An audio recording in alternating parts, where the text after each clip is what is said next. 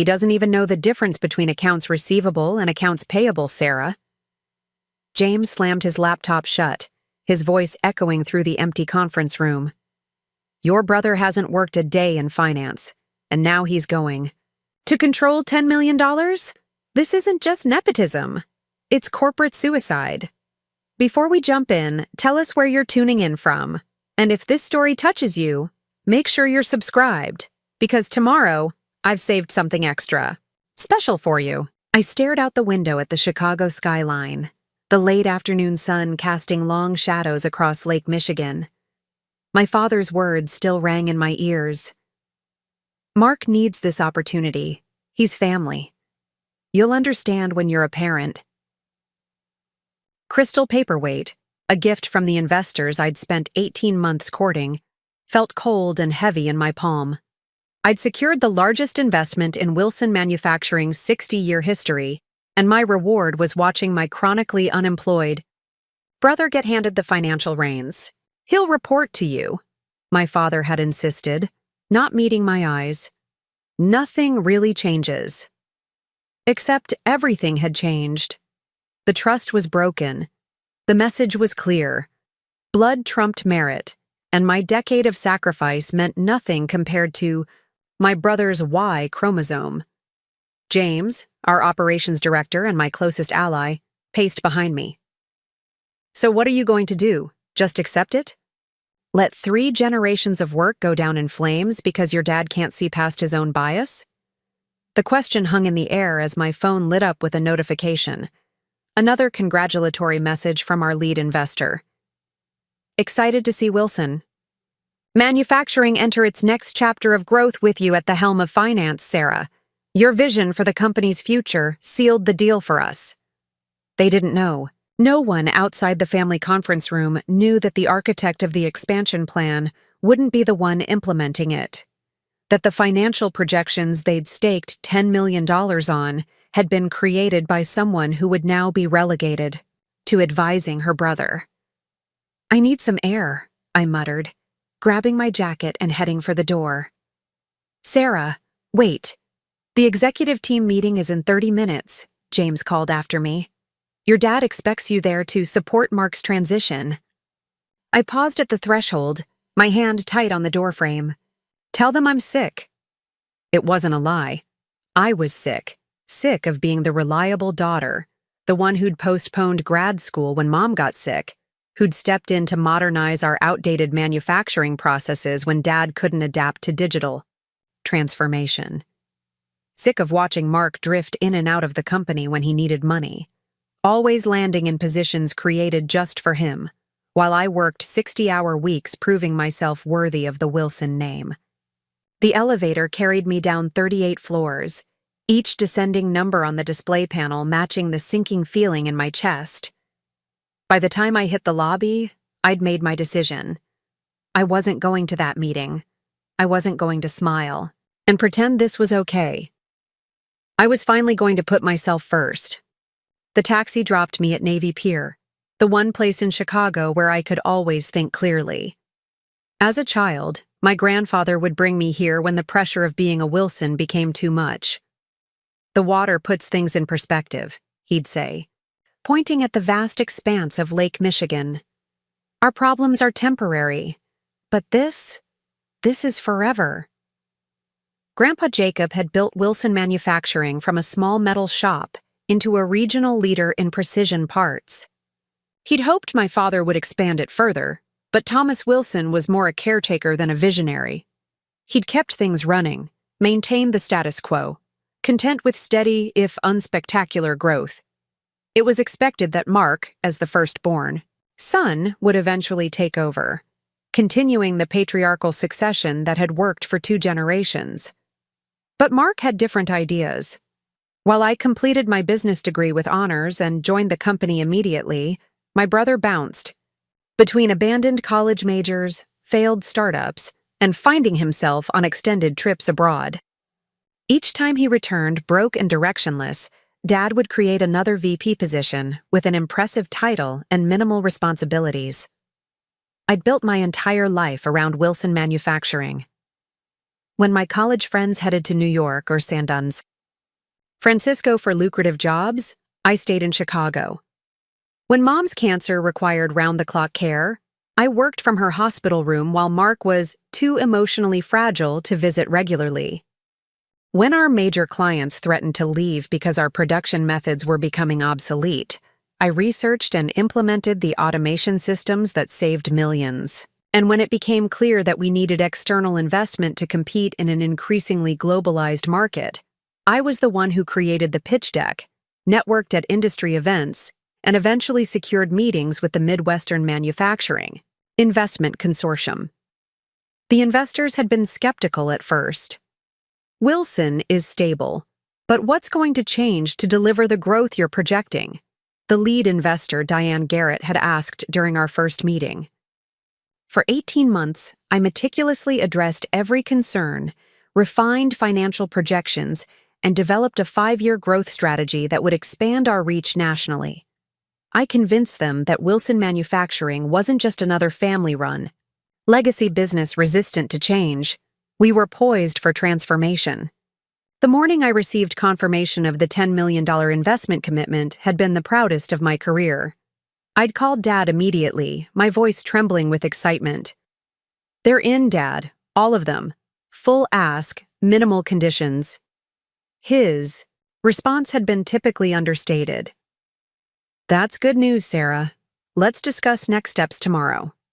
No congratulations, no recognition of the mountains I'd moved. I'd assumed the next steps would include formalizing my position as CFO, the role I'd been unofficially performing for years. Instead, at the family dinner that evening, Dad had cleared his throat and announced, "Mark will be returning to the company as financial director to manage the expansion." My fork had frozen midway to my mouth. "What?" "Your brother has had time to mature," Dad continued, smiling at Mark. "He's ready for responsibility now. Mark at least had the decency to look uncomfortable." "It'll be a team effort, Sar. I'll need your guidance." But it wasn't a team effort. It was a theft of my achievement, my rightful position, and my future. The investors had backed my vision, my financial acumen. They'd seen what my father couldn't, that I was the future of Wilson Manufacturing. Standing at the edge of the pier now, watching boats sway gently in the late afternoon light, I felt something crystallize within me. I'd spent my entire adult life trying to prove myself worthy of a place that should have been mine by merit. I'd dimmed my light to avoid outshining my brother, softened my voice to protect my father's ego, and swallowed my ambition to maintain family harmony. And what had it gotten me? A front-row seat to watch someone else take credit for my hard work. My phone vibrated incessantly. Texts from James about the meeting, a missed call from Dad, a calendar alert for tomorrow's investor introduction. I silenced it all and began to walk, no destination in mind except away. 3 hours later, I found myself outside Lisa Chen's apartment in Wicker Park. Lisa and I had been roommates in college, and while our paths had diverged, she'd gone on. To become a venture capital analyst in San Francisco, we'd remained close. She was back in Chicago visiting family and had been trying to get me to meet up all week. I hesitated before ringing the bell. Lisa had never understood why I stayed at Wilson. "With your talent, you could be running finance for any major corporation," she'd say during our phone calls, "or starting your own business.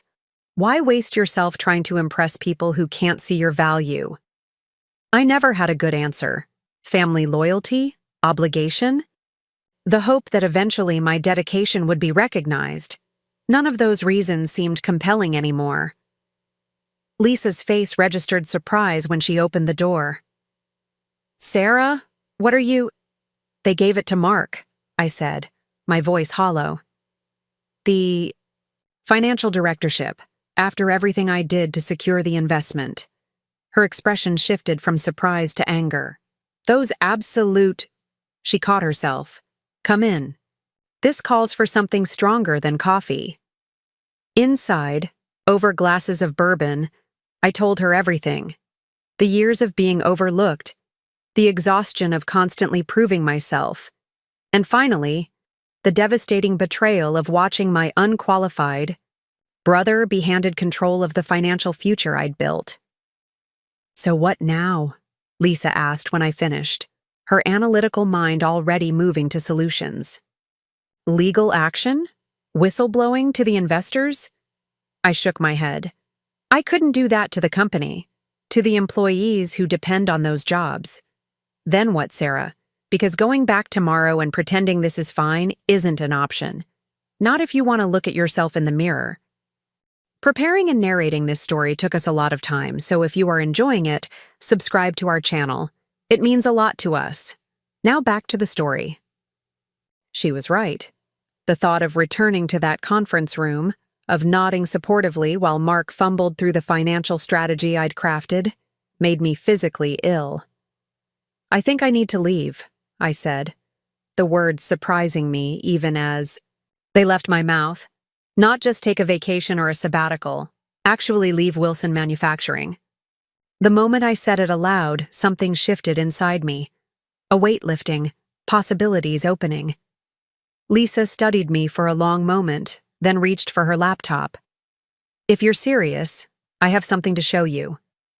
She pulled up a presentation, deck for a manufacturing technology startup based in Seattle, Vertex Innovations. They're revolutionizing the supply chain for precision manufacturers with AI optimization software. They've got brilliant engineers, but need someone who understands both manufacturing finance and digital transformation from the inside. Someone exactly like you. "You want me to join a startup?" The idea seemed absurd. I'd spent my career in the stability of a family business, navigating office politics but never truly risking failure. "I want you to interview," Lisa corrected. "They've been searching for a CFO for months.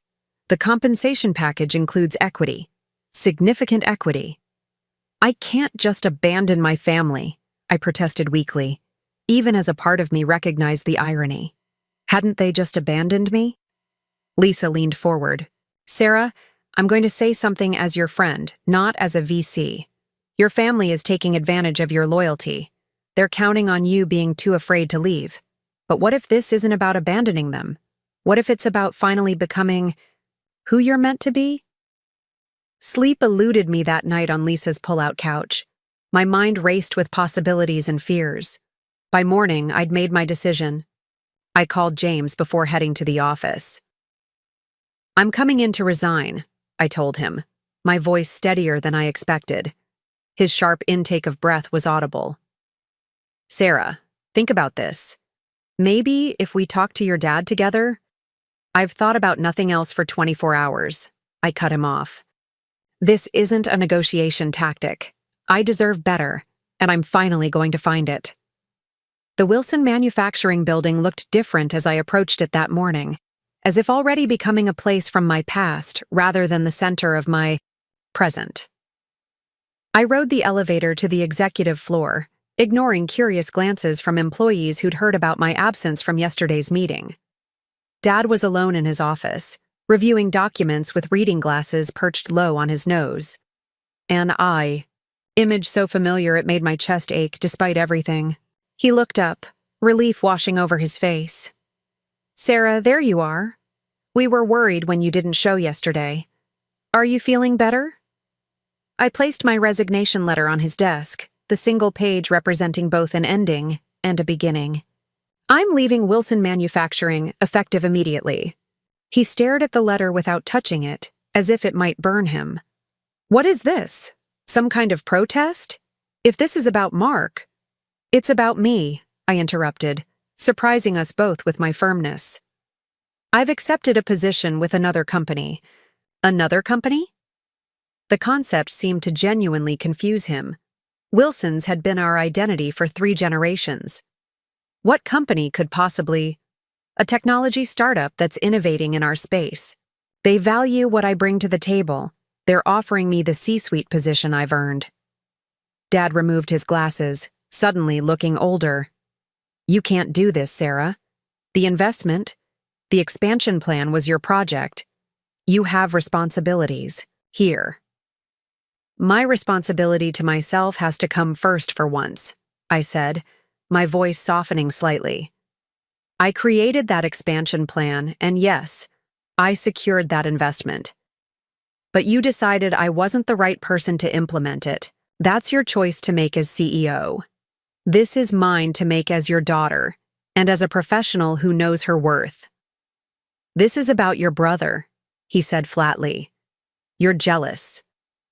The accusation would have wounded me deeply just days ago.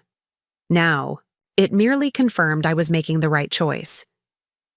This is about recognizing a pattern and choosing not to participate in it anymore, I corrected him. Mark will sink or swim on his own merits now, and so will I. I turned to leave, but his voice stopped me at the door. The investors backed your plan, Sarah.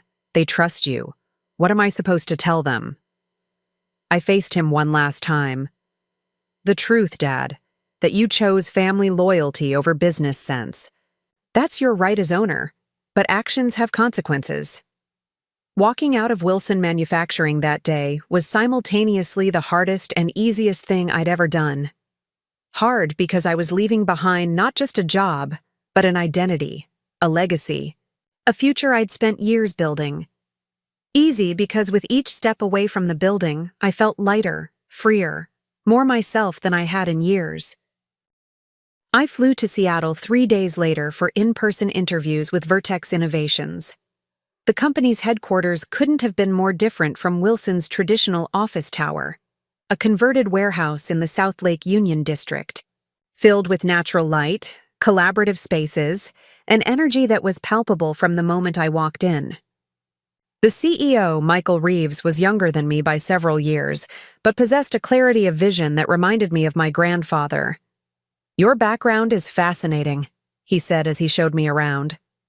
Most candidates we see from traditional manufacturing either don't truly understand digital transformation or are so enamored with technology that they've lost touch with practical operations. You bridge both worlds. The interview process was rigorous, financial scenarios to analyze, strategic, questions to address, team dynamics to navigate. But for the first time in my career, I felt fully seen and evaluated on my actual capabilities, not through the lens of being Thomas Wilson's daughter or Mark's more reliable sister. When they offered me the position of Chief Financial Officer, with an equity package that could potentially dwarf my Wilson salary, I accepted on the spot. I can start in 2 weeks, I told Michael, already mentally planning my move across the country. Actually, he replied, we're presenting at the National Manufacturing Innovation Conference in Chicago next month. If you could join us there, it would be an ideal introduction to our client base. My stomach dropped. The conference was the premier industry event of the year, and Wilson Manufacturing would certainly be there, showcasing their new investment and expansion plans. Is that going to be a problem? Michael asked, noting my hesitation. I squared my shoulders. Not at all. It's the perfect opportunity to begin this transition. Back in Chicago, I threw myself into preparations for my move. I found a month-to-month, furnished apartment in Seattle's Ballard neighborhood, arranged for my things to be shipped, and began the process of disentangling my life from Wilson Manufacturing. The hardest part was saying goodbye to colleagues who'd become family over the years. James organized a discreet farewell gathering at a bar far from our usual haunts. To avoid company spies, he'd joked, though we both knew he was creating space away from the awkwardness of my departure. They're already struggling, he confided after a few drinks, loyalty to me battling with his commitment to the company. Mark presented the financial projections to the department heads yesterday. He couldn't answer basic questions about the assumptions behind the models. I felt a twinge of vindication followed immediately by guilt. They'll figure it out, I said, not entirely believing it. Dad will hire someone qualified to support him. James gave me a knowing look. That someone was supposed to be you. News of my departure had spread quickly through the industry. I received LinkedIn messages from competitors, cautious inquiries from Wilson clients, and a particularly pointed email from Diane Garrett, the the lead investor. Unexpected personnel changes following major investments concern me. I'd appreciate your perspective over coffee. I met her at a quiet cafe in the financial district, unsure what I could ethically say, but knowing I owed her some explanation. I'm not asking you to disparage your family's company, Diane clarified once we were seated, but I backed that investment largely because of you, Sarah. Your absence from the equation changes the risk profile. My father made a succession choice that I disagreed with, I said carefully. I chose to pursue an opportunity that better recognizes my contributions. Diane nodded slowly. At Vertex Innovations, I know Michael Reeves, brilliant technologist. Their platform could transform manufacturing logistics if properly scaled. She studied me over her coffee cup.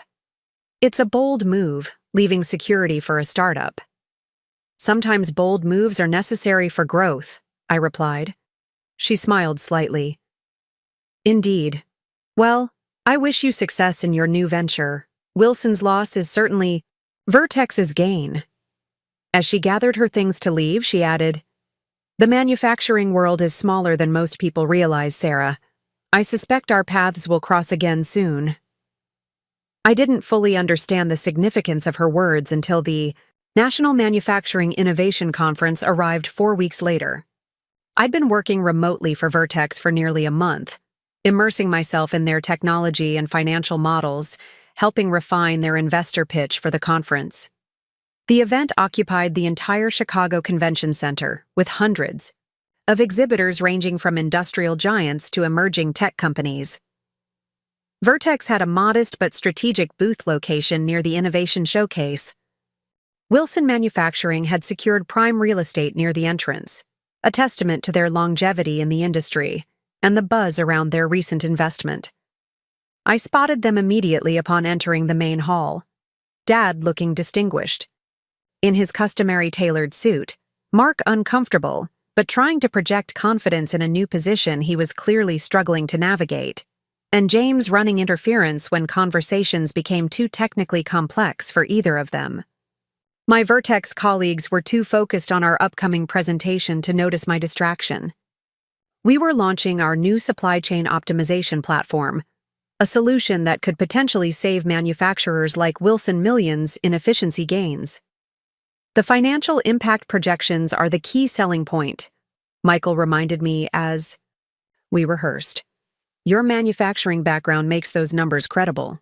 When you explain how this reduces costs by 22% while improving delivery reliability, people believe it coming from you. I nodded, pushing thoughts of my family's nearby booth from my mind. This was my new path, and I needed to focus on making it successful. Our presentation was scheduled for the second day in the main auditorium. As I reviewed my notes backstage, a familiar voice made me look up. I heard a rumor you'd be here. Mark stood awkwardly in the wings, looking both out of place and strangely vulnerable in a suit that still had the polished sheen of newness. Hello, Mark, I said, keeping my voice neutral. How's the conference going for Wilson? He shrugged, the gesture so reminiscent of our childhood that it momentarily softened my resolve. It would be better if you were there. Dad won't admit it, but we're struggling without you. The investors ask questions I don't know how to answer. You'll figure it out, I said, echoing my earlier words to James with even less conviction. That's what financial directors do. He winced. I never asked for that title, Sarah. Dad announced it without even discussing it with me first. But you accepted it, I pointed out. You could have declined. You could have said, this position should go to Sarah. And disappoint Dad again? Mark ran a hand through his hair, a gesture of frustration I recognized all too well. You've always been stronger than me that way. You can stand up to him, I just fold. For the first time, I saw my brother clearly, not as the favored son who'd taken what should have been mine, but as someone trapped in the same dysfunctional family system, just with different expectations and pressures. What do you want, Mark? Why are you here? His eyes met mine directly. To ask you to come back. Not for Dad, not even for me, for the company, for the people who depend on those jobs. I'm in over my head and everyone knows it. Something inside me softened, even as I knew my answer. Couldn't change. I can't come back. Not as your advisor or Dad's right hand. I've found something that's mine, where I'm valued for exactly who I am. I understand, he said quietly.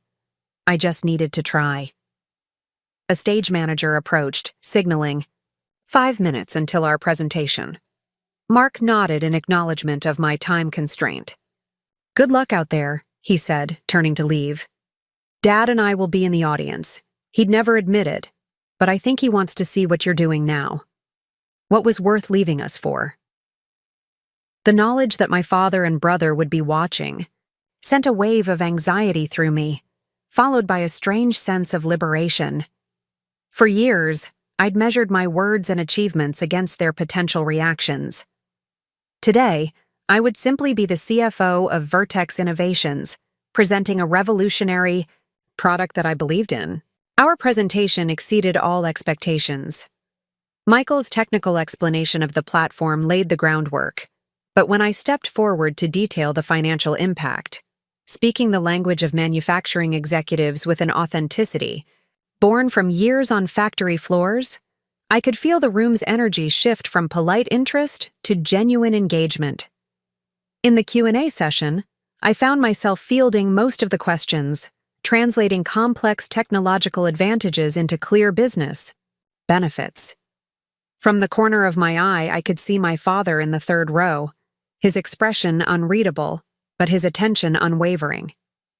Afterward, as potential clients crowded our booth, I caught glimpses of familiar faces from Wilson Manufacturing, suppliers curious about our technology, employees I'd worked with stopping by to offer congratulations, even James giving me a subtle thumbs up from across the aisle.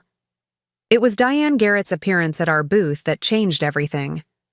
After a detailed conversation with Michael and me about Vertex's technology, she looked between us thoughtfully. I've been considering something since our coffee meeting, Sarah, she said. Wilson Manufacturing has the production capabilities and client base. Vertex has the technological solution that could revolutionize how those capabilities are deployed. Have you considered a strategic partnership rather than competing separately? Michael's eyes lit up with possibility. We've been looking for a manufacturing partner to pilot our full integration. Wilson would never, I began, then stopped myself. The old Sarah would have known exactly what Wilson Manufacturing would or wouldn't do, because those decisions were made within a closed family system I'd been part of. The new Sarah didn't presume to speak for her former company. It would be worth exploring, I amended. Diane smiled. Perhaps a conversation is in order, one that includes all relevant parties. That evening, in a private dining room at the Conference Hotel, I found myself seated across from my father and brother, with Michael, Diane, and 2 other investors flanking us. The tension was palpable as waiters served drinks and disappeared discreetly. Dad broke the silence first. Your presentation was impressive today, he said, addressing me with a formality that barely masked his discomfort. It seems you've found a good fit at Vertex. Thank you, I replied simply. Diane took control of the conversation then, outlining her vision for a strategic partnership. Wilson Manufacturing would become the primary implementation partner for Vertex's technology, gaining efficiency advantages over competitors, while Vertex would secure a flagship client to demonstrate real-world applications. The synergy potential is remarkable, she concluded. Wilson's recent investment could be partially redirected to this integration, with potentially greater returns than the original expansion plan. My father listened thoughtfully, occasionally glancing at Mark, who seemed increasingly relieved, as the conversation progressed beyond his financial depth. And who would oversee this partnership from the Wilson side? Dad finally asked, the question hanging heavy with implication. Before anyone could respond, Mark pushed back his chair. Slightly, it should be someone who understands both the financial implications and the operational realities. he said, looking directly at our father. Someone who can translate between the manufacturing world and the technology innovations. Dad's eyebrows rose slightly. You're suggesting we need to hire someone new? Mark shook his head. I'm suggesting I'm not the right person for this. I never was. He turned to me. Sarah should have been financial director. We all know it. The admission hung in the air, stunning in its simplicity and honesty. Michael leaned forward. What if we structured this differently? A joint venture between Wilson and Vertex, with shared leadership. Sarah could serve as the bridge between our companies without having to choose one over the other. I looked at my father, searching his face for any indication of what he was thinking. The proud man who never admitted mistakes, who'd built his life around certain unshakable beliefs about family and legacy, seemed suddenly older and less certain. Would you consider it? He asked me directly. Not coming back exactly as you left, but building something new between these two companies? It wasn't an apology. It wasn't even a full acknowledgement of the injustice that had driven me away. But it was perhaps as close as Thomas Wilson could come to recognizing that he'd made a mistake. I'd need certain guarantees, I said carefully. Equal decision-making authority, board representation, equity in the joint venture. Dad nodded slowly. That seems reasonable, for both companies' benefit. As the dinner concluded with tentative plans for next steps, Mark pulled me aside. I'm sorry, he said simply. I should have refused the position when he offered it. I just didn't have the courage. And now? I asked. A small smile lifted the corner of his mouth. Now I think I'm finding it. Sometimes it takes seeing someone else brave enough to walk away to realize you can choose your own path too. Outside the hotel, the Chicago night spread before me, the familiar skyline now representing not just my past, but possibly part of my future as well. On very different terms. Michael joined me as I waited for a taxi. Are you sure about this? He asked. No one would blame you if you wanted nothing more to do with your family's company. I considered his question carefully. 6 weeks ago, I would have said I needed to leave Wilson completely to find myself. Now I realize I don't have to choose between honoring my past and creating my future. I can build something that includes both, but on my terms, with my worth recognized.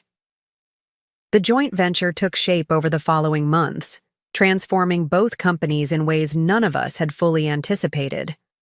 Wilson Manufacturing became a technology-forward operation with Vertex's systems at its core. Vertex gained manufacturing expertise and a showcase implementation that attracted new clients across the industry. Dad remained CEO of Wilson, but with a gradually diminishing role, as he began considering retirement. Mark found his actual strengths in client relations, stepping away from financial leadership to become Wilson's chief revenue officer, a position that played to his natural charisma without requiring skills he didn't possess. And I divided my time between Seattle and Chicago, holding dual titles as CFO of Vertex and chairperson of the joint venture, Vertex Solutions. The arrangement satisfied both my need for independence and my connection to the family legacy, transformed into something I could genuinely be proud of. At the one-year anniversary celebration of our partnership, held in the same hotel where the initial dinner had taken place, my father asked to speak privately with me on the terrace overlooking the city. I was wrong, he said simply, the 3 words I'd never expected to hear from him. I let old ideas about family and succession blind me to what was right in front of me. It nearly cost us everything. The company, our relationship, your talent. It wasn't just about the title, Dad, I said carefully. It was about being seen, being valued for what I contribute, not just tolerated as the reliable daughter. He nodded, looking out at the skyline. Your grandfather would be proud of what you've built. He always said Wilson Manufacturing would need to evolve to survive. He just didn't know it would take his granddaughter to make it happen. We stood in comfortable silence then, the past not erased but transformed, much like the company itself, into something that honored tradition while creating space for new growth. I thought about the journey of the past year, from betrayal to escape to reconstruction on new terms. I'd walked away from what I thought was my only possible future, only to help create something better than I could have imagined. Not by compromising my worth or accepting less than I deserved, but by finally recognizing that sometimes leaving is the only way to find your way back home, on your own terms. The Seattle rain welcomed me as I stepped off the plane, a fitting backdrop for the uncertainty swirling inside me. 2 suitcases and a laptop bag contained everything I'd decided to bring for this new chapter. The rest of my Chicago life boxed up in a storage unit, a physical manifestation of my indecision. Was this a temporary adventure or a permanent relocation? I wasn't ready to answer that question yet. My temporary apartment in Ballard looked nothing like the meticulously decorated condo I'd left behind. Functional IKEA furniture, generic landscapes on the walls, and a kitchen with the bare minimum of supplies. But the view of Puget Sound from the small balcony stirred something in me. The vastness of the water, the distant Olympic mountains emerging when the clouds parted. It was beautiful in a wild, untamed way that Chicago's architectural precision had never offered. I'd given myself the weekend to settle before starting at Vertex on Monday. Unpacking took less than an hour, another stark reminder of how completely I'd uprooted my life. The silence afterward was deafening. In Chicago, there was always somewhere to be, someone calling with a work emergency, family obligations looming. Here, nobody knew me. Nobody needed me. The freedom was both exhilarating and terrifying. My phone lit up with a text from Lisa. "Landed safe? Apartment decent? First round's on me when you're settled."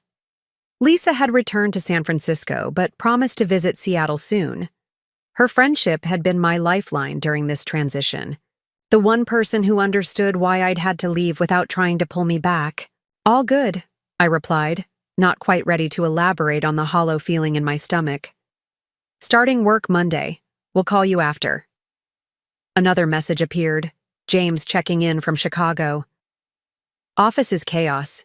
Your brother asked where we keep the quarterly projections. The ones you literally presented last month. Miss your competence." I smiled despite myself but didn't respond. The updates from Wilson Manufacturing were like picking at a scab, satisfying in a perverse way, but ultimately preventing the wound from healing. Sunday night, I meticulously laid out my outfit for the first day.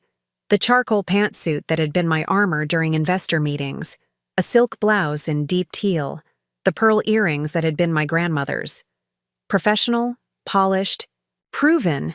The woman who would walk into Vertex tomorrow would appear confident and composed, regardless of the doubts churning beneath the surface. Sleep evaded me.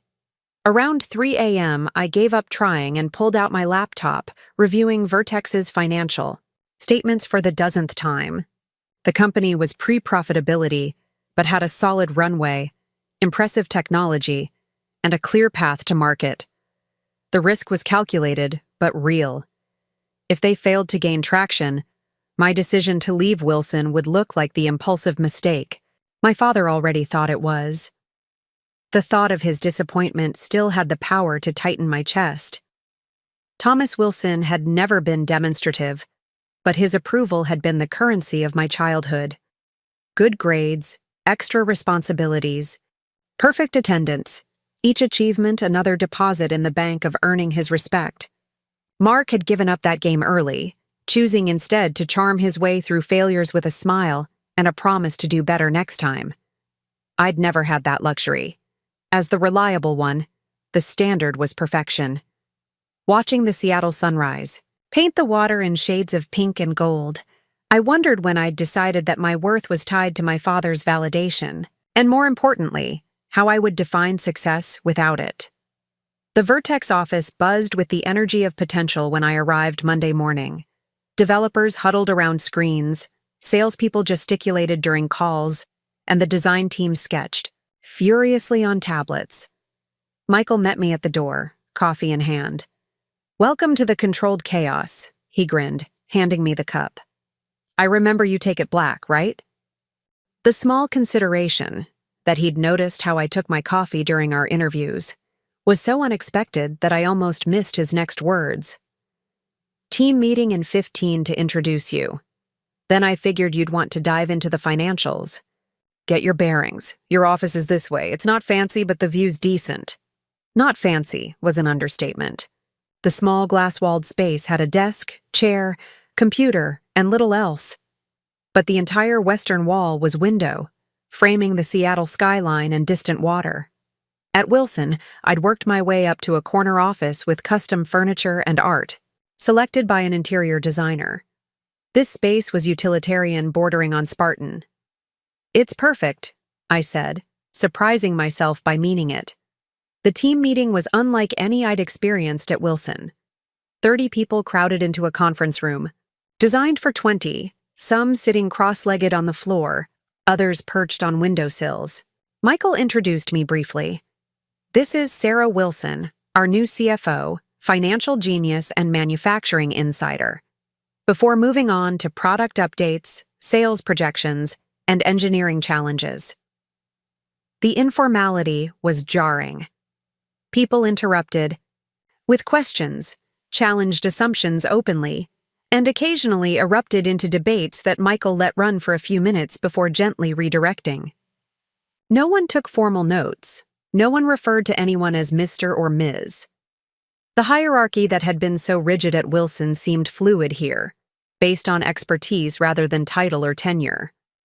When Michael asked if I wanted to say anything, I faltered, momentarily. My prepared remarks about financial discipline and strategic growth suddenly seemed stiff and out of place.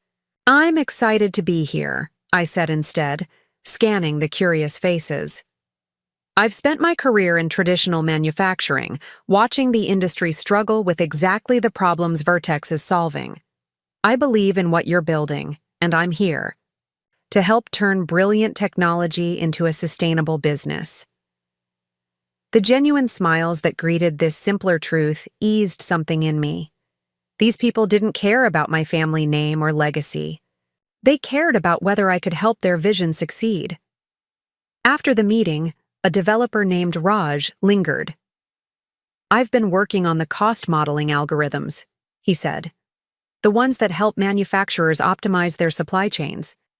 But I'm not sure our assumptions about inventory carrying costs are realistic. Could I show you what I'm thinking?"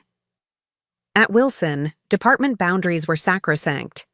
Engineers engineered, accountants counted, and crossing those lines invited territorial defensiveness. Here was someone asking for my financial expertise to improve a technical product, not as a perfunctory approval, but as a genuine collaboration. "Absolutely," I said. "Let's find a conference room." That first conversation with Raj set the pattern for my early days at Vertex. I found myself pulled into discussions about product features, pricing models, and client implementations, areas that would have been neatly separated at Wilson, but were delightfully entangled here. My manufacturing knowledge became an unexpected asset, helping the technical team understand the real-world constraints their algorithms needed to accommodate. By the end of my first week, the bare office had accumulated signs of life, a plant. From the marketing team, whiteboard walls covered in financial projections, and a Seattle skyline photo gifted by Michael's assistant. I'd stayed past 8 every night, not from obligation but genuine absorption in the work. On Friday evening, Michael stopped by as I was still working. "Beers on the roof deck," he said. "Team tradition. No shop talk allowed." The rooftop gathering was another culture shock. People played cornhole and argued good-naturedly about music while sharing pizza and local microbrews. Michael's partner brought their dog, who made rounds collecting pets from everyone. The CTO mixed elaborate cocktails at a makeshift bar. It was casual in a way that Wilson Manufacturing's formal quarterly dinners had never been. I hung back at first, nursing a beer at the edge of the group, watching these people who now constituted my professional world interact as friends. A woman with bright purple hair approached. Sonia, I remembered, head of user experience. "First week survivor," she said, raising her glass in salute. "Verdict?" "It's different," I admitted. "My last job, we had organizational charts with neat boxes and clear reporting lines. Everyone knew exactly where they stood." Sonia laughed. "Sounds suffocating. Here, it's messier but more honest. You contribute where you can add value, not just where your title says you should." "I'm still adjusting," I admitted. 20 years of corporate structure is hard to unlearn." 20 years? How old are you?" Sonia looked genuinely confused. I realized with a start that most of my new colleagues probably assumed I was in my early 30s, not approaching 40. At Wilson, my age had been known to everyone, another piece of my fixed identity as Thomas Wilson's daughter. Here, I was being evaluated solely on my current contributions, not my history. "Old enough to know better, young enough to start over," I replied, clinking my glass against hers. The evening loosened something in me. I found myself laughing at the CTO's terrible puns, joining a heated debate about sci-fi movies, and even taking a turn at cornhole, badly. These people weren't just colleagues, they were becoming a community. As the gathering wound down, Michael joined me at the railing overlooking the city lights. "How are you really doing with all this change?" he asked, his question gentler than his usual direct style. "Honestly, it's disorienting," I admitted, "like stepping into a parallel universe where all the rules are different." He nodded. "Big companies have their own gravity. They pull everything into familiar patterns. Startups are more like building the airplane while you're flying it. That's not exactly reassuring for the new financial officer." I laughed. "True, but you didn't come here for certainty, did you? If you wanted safe, you would have stayed at Wilson." The question hit deeper than he could have known. Why had I really left? The obvious answer was my brother's unearned promotion, but the truth ran deeper. I'd been suffocating under the weight of expectations and limitations that had nothing to do with my abilities and everything to do with my place in the Wilson hierarchy. "I came here to build something that matters," I said finally. "Something that reflects my vision, not just my family's." Michael studied me for a moment. "Then you're in the right place. Just remember, that airplane we're building? You're not just along for the ride. You're one of the chief architects now."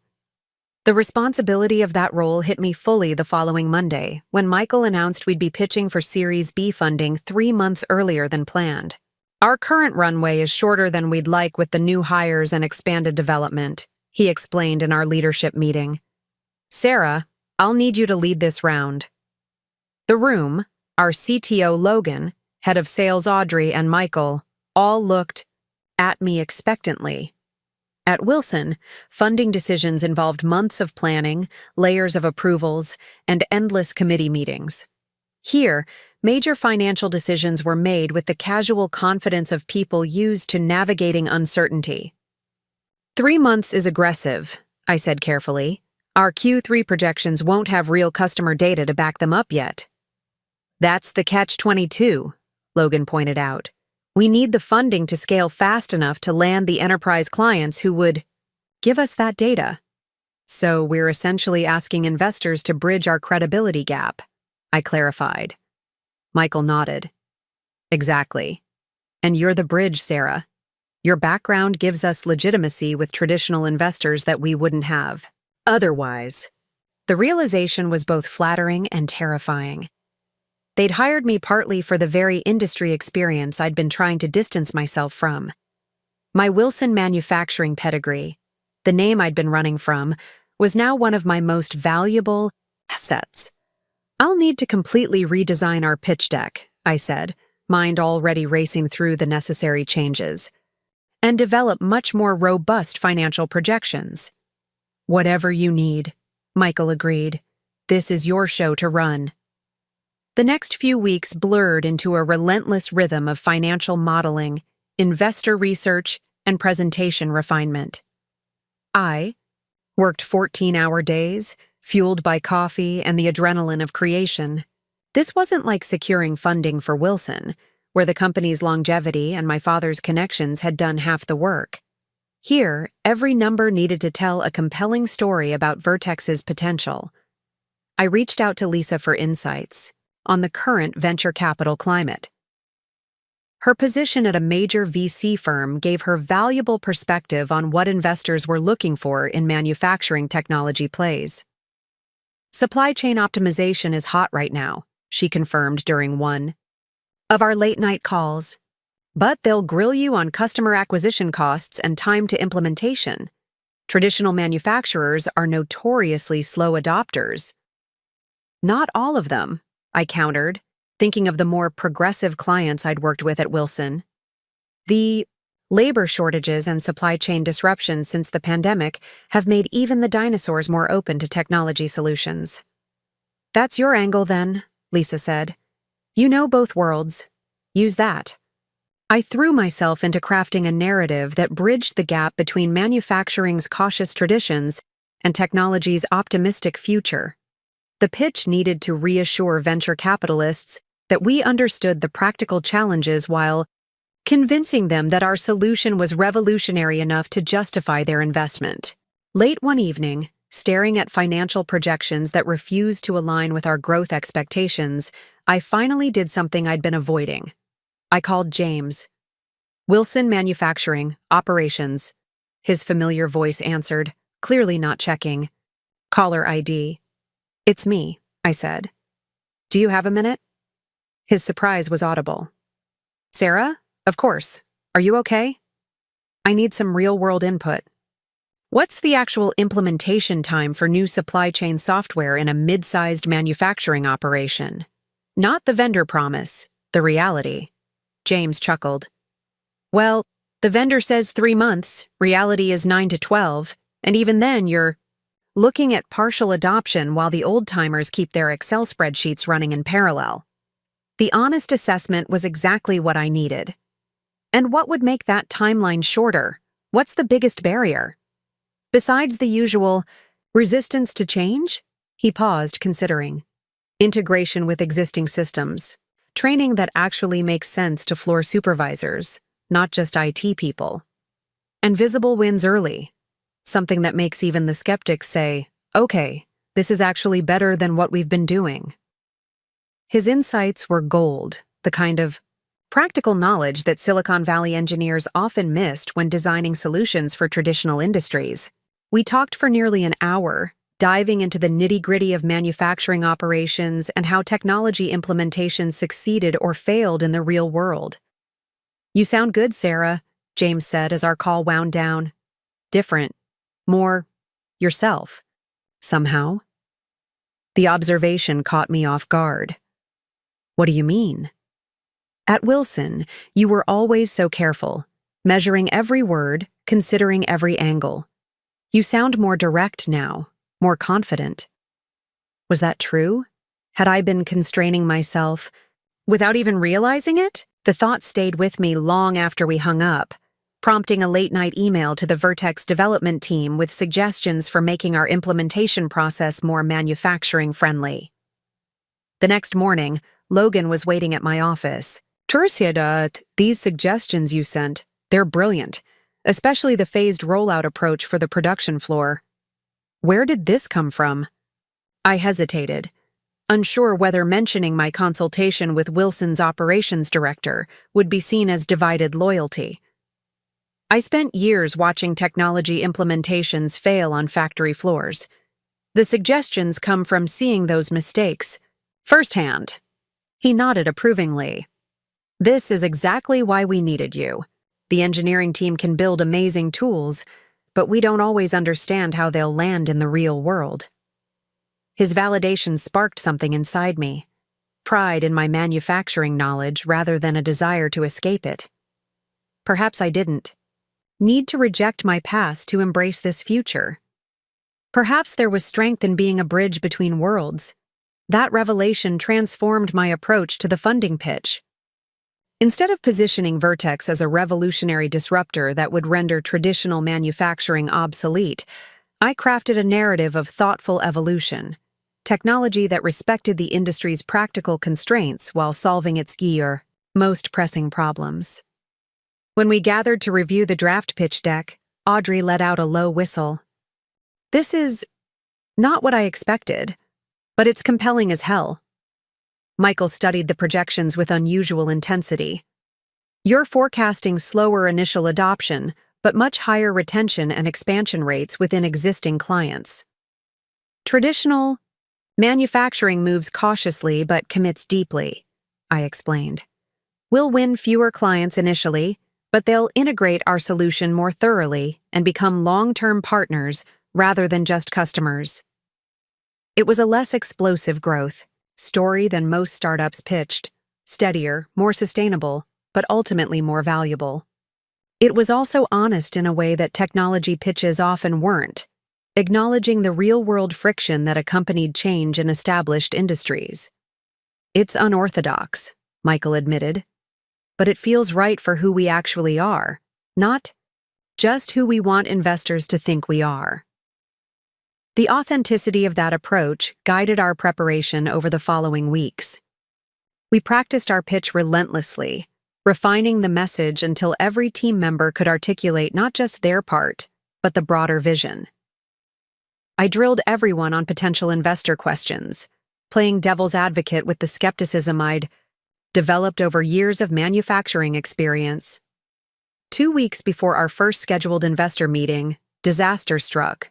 Our largest pilot customer, a medical device manufacturer in Oregon, abruptly terminated their contract, citing budget constraints. The news hit like a body blow, not just removing our most impressive reference customer, but raising questions about our entire market approach. The leadership team gathered in the conference room, the mood somber. We can delay the funding pitch, Audrey suggested. Give ourselves time to replace the reference customer. We don't have time, Logan countered. Our runway won't stretch that far. Michael looked to me. Sarah, what's your take? You've been through rough patches before. Everyone turned, waiting for wisdom from the experienced executive. But in that moment, all my careful preparation felt hollow. The solid ground I thought I'd found at Vertex suddenly seemed as uncertain as the decision to leave Wilson in the first place. I need to think, I said, rising abruptly. Give me an hour. I walked the blocks surrounding our office building, Seattle's persistent drizzle matching my mood. The loss of our flagship customer wasn't just a business setback, it was a personal one. I'd rebuilt my professional identity around the belief that I could help this company succeed, that my manufacturing expertise combined with their technology vision would create something valuable. Now that vision was in jeopardy, and with it, my conviction that leaving Wilson had been the right choice. The doubts I'd been suppressing surfaced with crushing force. What if this was all a mistake? What if I'd thrown away a secure legacy for a venture that would implode before it even truly launched? My phone buzzed with a text from Lisa. Heard about Mediform pulling out. Not your fault. Remember why you're there. Why was I here?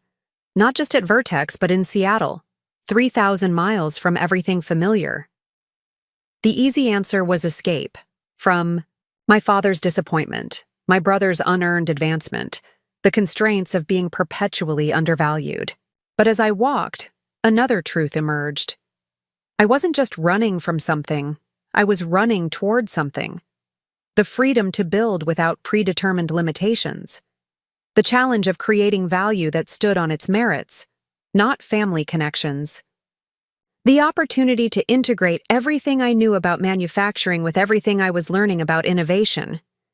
I found myself at the waterfront, watching ferries cross the Sound beneath heavy clouds. The vastness of the water reminded me of that first night on my apartment balcony. The sensation of possibilities extending to the horizon, unbounded by the neat lines of my previous life. An idea began to form, tenuous at first, then gaining clarity with each passing minute. By the time I returned to the office, it had solidified into a plan, The team still sat in the conference room, tossing around increasingly desperate alternatives. Michael looked up as I entered, hope and apprehension warring on his face. "I know what we need to do," I said, pulling up a chair. "We're pivoting our investor approach." "To what?" Logan asked warily. "To the truth. We lost our biggest pilot customer because our implementation was too ambitious for their risk tolerance. That's valuable information about how we need to approach traditional manufacturers." "You want to lead with our failure?" Audrey looked incredulous. "I want to lead with our learning," I corrected. "The strongest investor pitches don't hide setbacks. They show how the team adapts to them. We're going to demonstrate exactly how we're adjusting our strategy based on this experience." "That's unconventional," Michael said slowly. "So is our company. We're not a typical Silicon Valley play pretending manufacturing problems can be solved with pure technology. We're a hybrid, bringing tech solutions to an industry that moves deliberately and values reliability over disruption." I pulled up our pitch deck, deleting slides and creating new ones as I spoke. "We're going to acknowledge the setback, share our adjusted implementation timeline, and demonstrate how this makes our solution more viable for the mainstream market, not just early adopters." The team watched, skepticism gradually shifting to engagement as the new narrative took shape. We weren't promising overnight transformation anymore. We were offering a carefully choreographed evolution that respected the realities of factory floors and supply chains. "And the financial projections?" Michael asked. "This changes our growth curve significantly. They become more credible," I said confidently. "Slower initial growth, but more sustainable expansion as we build a reputation for successful implementations, rather than just flashy demos. The total value increases even if the hockey stick gets less steep." By the time we finished revising the strategy, it was past midnight. The new approach was riskier. Investors typically preferred bold claims of market dominance to measured promises of steady growth. But it was authentic to who we were as a company and to my own professional experience. As the team dispersed, Michael lingered. "That was impressive," he said quietly. "Most executives would have tried to hide the customer loss or minimize its significance. I spent years watching my father make decisions based on maintaining appearances rather than addressing reality," I replied. "It rarely ends well." "You're bringing a different perspective here, Sarah. It's changing how we think about ourselves." His words stayed with me as I walked to my apartment through the quiet streets. For years at Wilson, I'd tried to fit my insights into predetermined channels, accommodating existing power structures and legacy thinking. Here, my perspective wasn't just tolerated, but valued specifically because it challenged assumptions. The realization was both liberating and sobering. I was helping shape Vertex's identity just as it was reshaping mine. We were evolving together, and the outcome remained uncertain.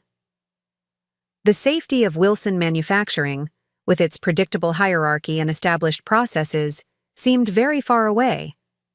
But so did the constraints that had kept me from fully expressing my capabilities. That night, standing once again on my small balcony overlooking the Sound, I finally admitted to myself that I didn't want to go back. Not to Wilson, not to Chicago, not to being Thomas Wilson's reliable daughter, rather than Sarah Wilson, financial strategist and bridge builder between industries. I was building something new here. Not just a career, but an identity based on what I chose to value rather than what had been chosen for me. The path ahead was foggy, full of potential wrong turns and hazards, but it was unmistakably mine. When our first investor meeting arrived the following week, I walked in without the crushing anxiety that had accompanied similar presentations at Wilson. There, I'd carried the weight of family legacy and my father's judgment. Here, I carried only my own convictions and the collective vision of our small team. "Manufacturing technology is a crowded space," the lead investor noted during our presentation. "What makes Vertex different enough to succeed where others have failed?"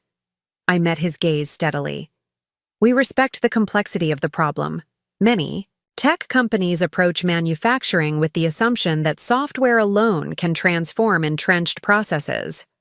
Our approach integrates technological innovation with practical implementation wisdom.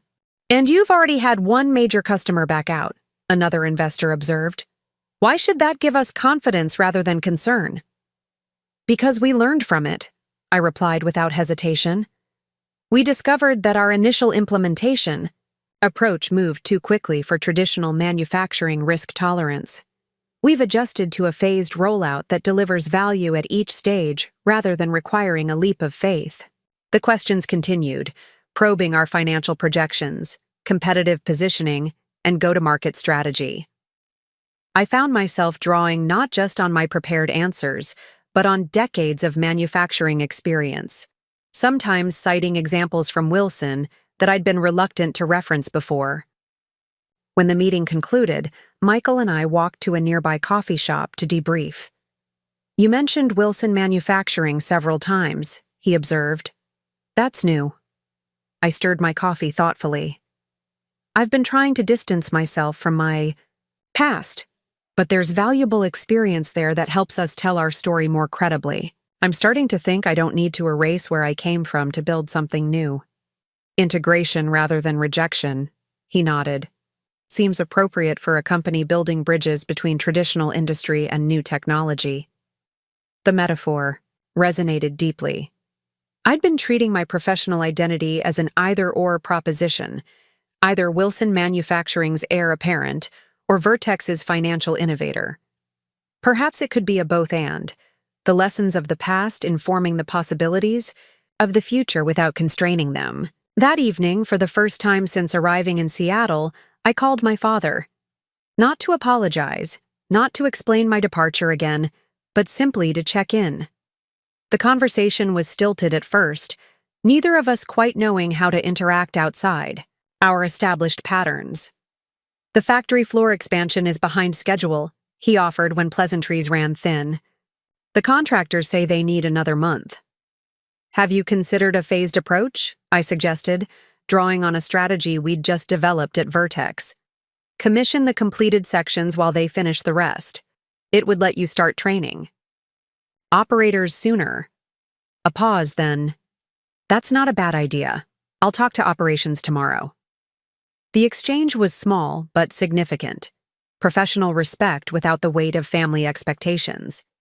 A hint that perhaps, with enough distance, we might find a new way to relate that honored our shared industry knowledge without subsuming my identity into the Wilson legacy. As I hung up, I realized the call represented something else too, a growing confidence that I could engage with my past without being pulled back into its orbit. Seattle was becoming home. Vertex was becoming my professional identity, and the path forward, though still uncertain, was undeniably mine to chart. That night I finally unpacked the last of my boxes, hanging artwork and arranging books on shelves. No longer a temporary space, my apartment began to reflect the person I was becoming. A blend of Chicago precision and Seattle creativity, manufacturing experience and technological ambition, Wilson legacy and Vertex innovation. The leap of faith that had carried me across the country was transforming into something more grounded, a deliberate journey toward integration rather than escape, toward building rather than merely leaving behind. 3 months into my Seattle life, the city's persistent rain had become oddly comforting. The gentle patter against my apartment windows created a soothing backdrop for early morning coffee and late-night financial reviews. I'd developed new routines: Sunday farmers markets in Ballard, weekday runs along the waterfront, and coffee from the small shop downstairs where the barista now started my order when she saw me approaching. My body was changing too. The regular, running had toned muscles long neglected during Chicago's endless winter. My shoulders, once perpetually tense from carrying the weight of Wilson Manufacturing's expectations, had loosened. Even my clothes hung differently. The structured suits that had been my Chicago armor now felt constrictive and formal in Vertex's casual environment. The transformation wasn't just physical. My mind worked differently here, unfettered by the eye. careful self-censoring that had become second nature at Wilson.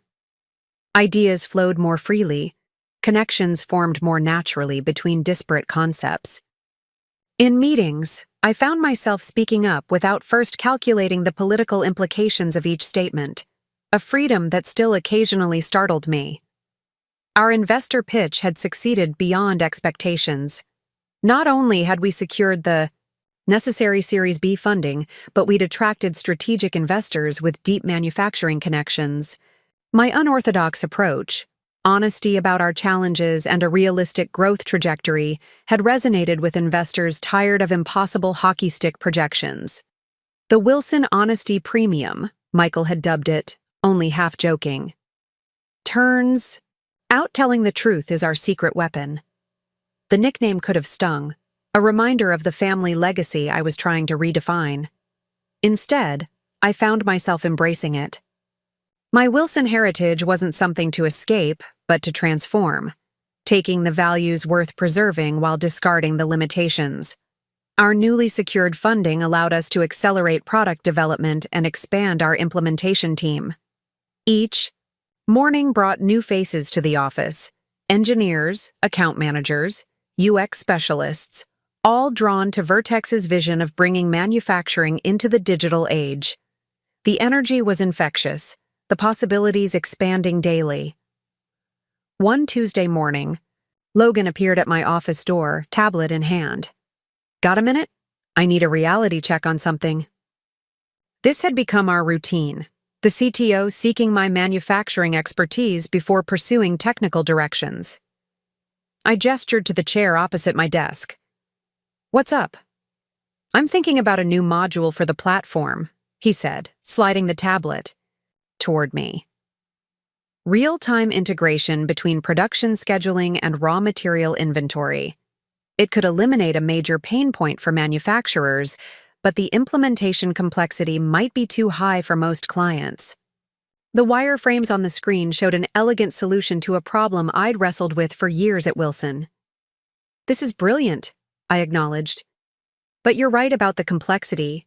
Most manufacturers still track raw materials in separate systems, often with manual reconciliation." "So it's too ambitious?" I considered the question, remembering countless frustrating afternoons trying to align production schedules with material availability. Not too ambitious, just too abrupt. What if we created a transitional approach? Start with automated data transfer between existing systems before pushing for full integration. Logan's face lit up. A bridge solution. That could work. Instead of forcing them to replace their inventory systems, we create connectors that improve their current process while preparing them for eventual full integration. Exactly. Give them immediate value while laying groundwork for the bigger transformation. He scribbled notes enthusiastically. "This is why you're essential. Here, Sarah, the engineering team would have built the perfect solution that nobody could actually implement." His words warmed me. At Wilson, my practical knowledge had often been dismissed as lack of vision. That's not how we've always done it, interpreted as resistance rather than wisdom. Here, that same knowledge was valued precisely because it tempered technological optimism with operational reality. As Logan left, my phone buzzed with a text from Lisa. "In Seattle next week for a conference. Dinner Thursday? Dying to hear how startup life is treating you."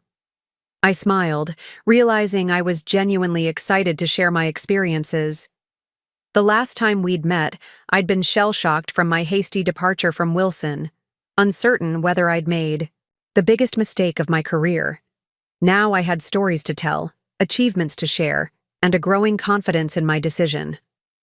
"Absolutely," I texted back. "So much to update you on." Later that afternoon, a company-wide email announced our first major client since the Mediform setback: Prentice Industrial, a mid-sized manufacturer of precision components with facilities across the Midwest.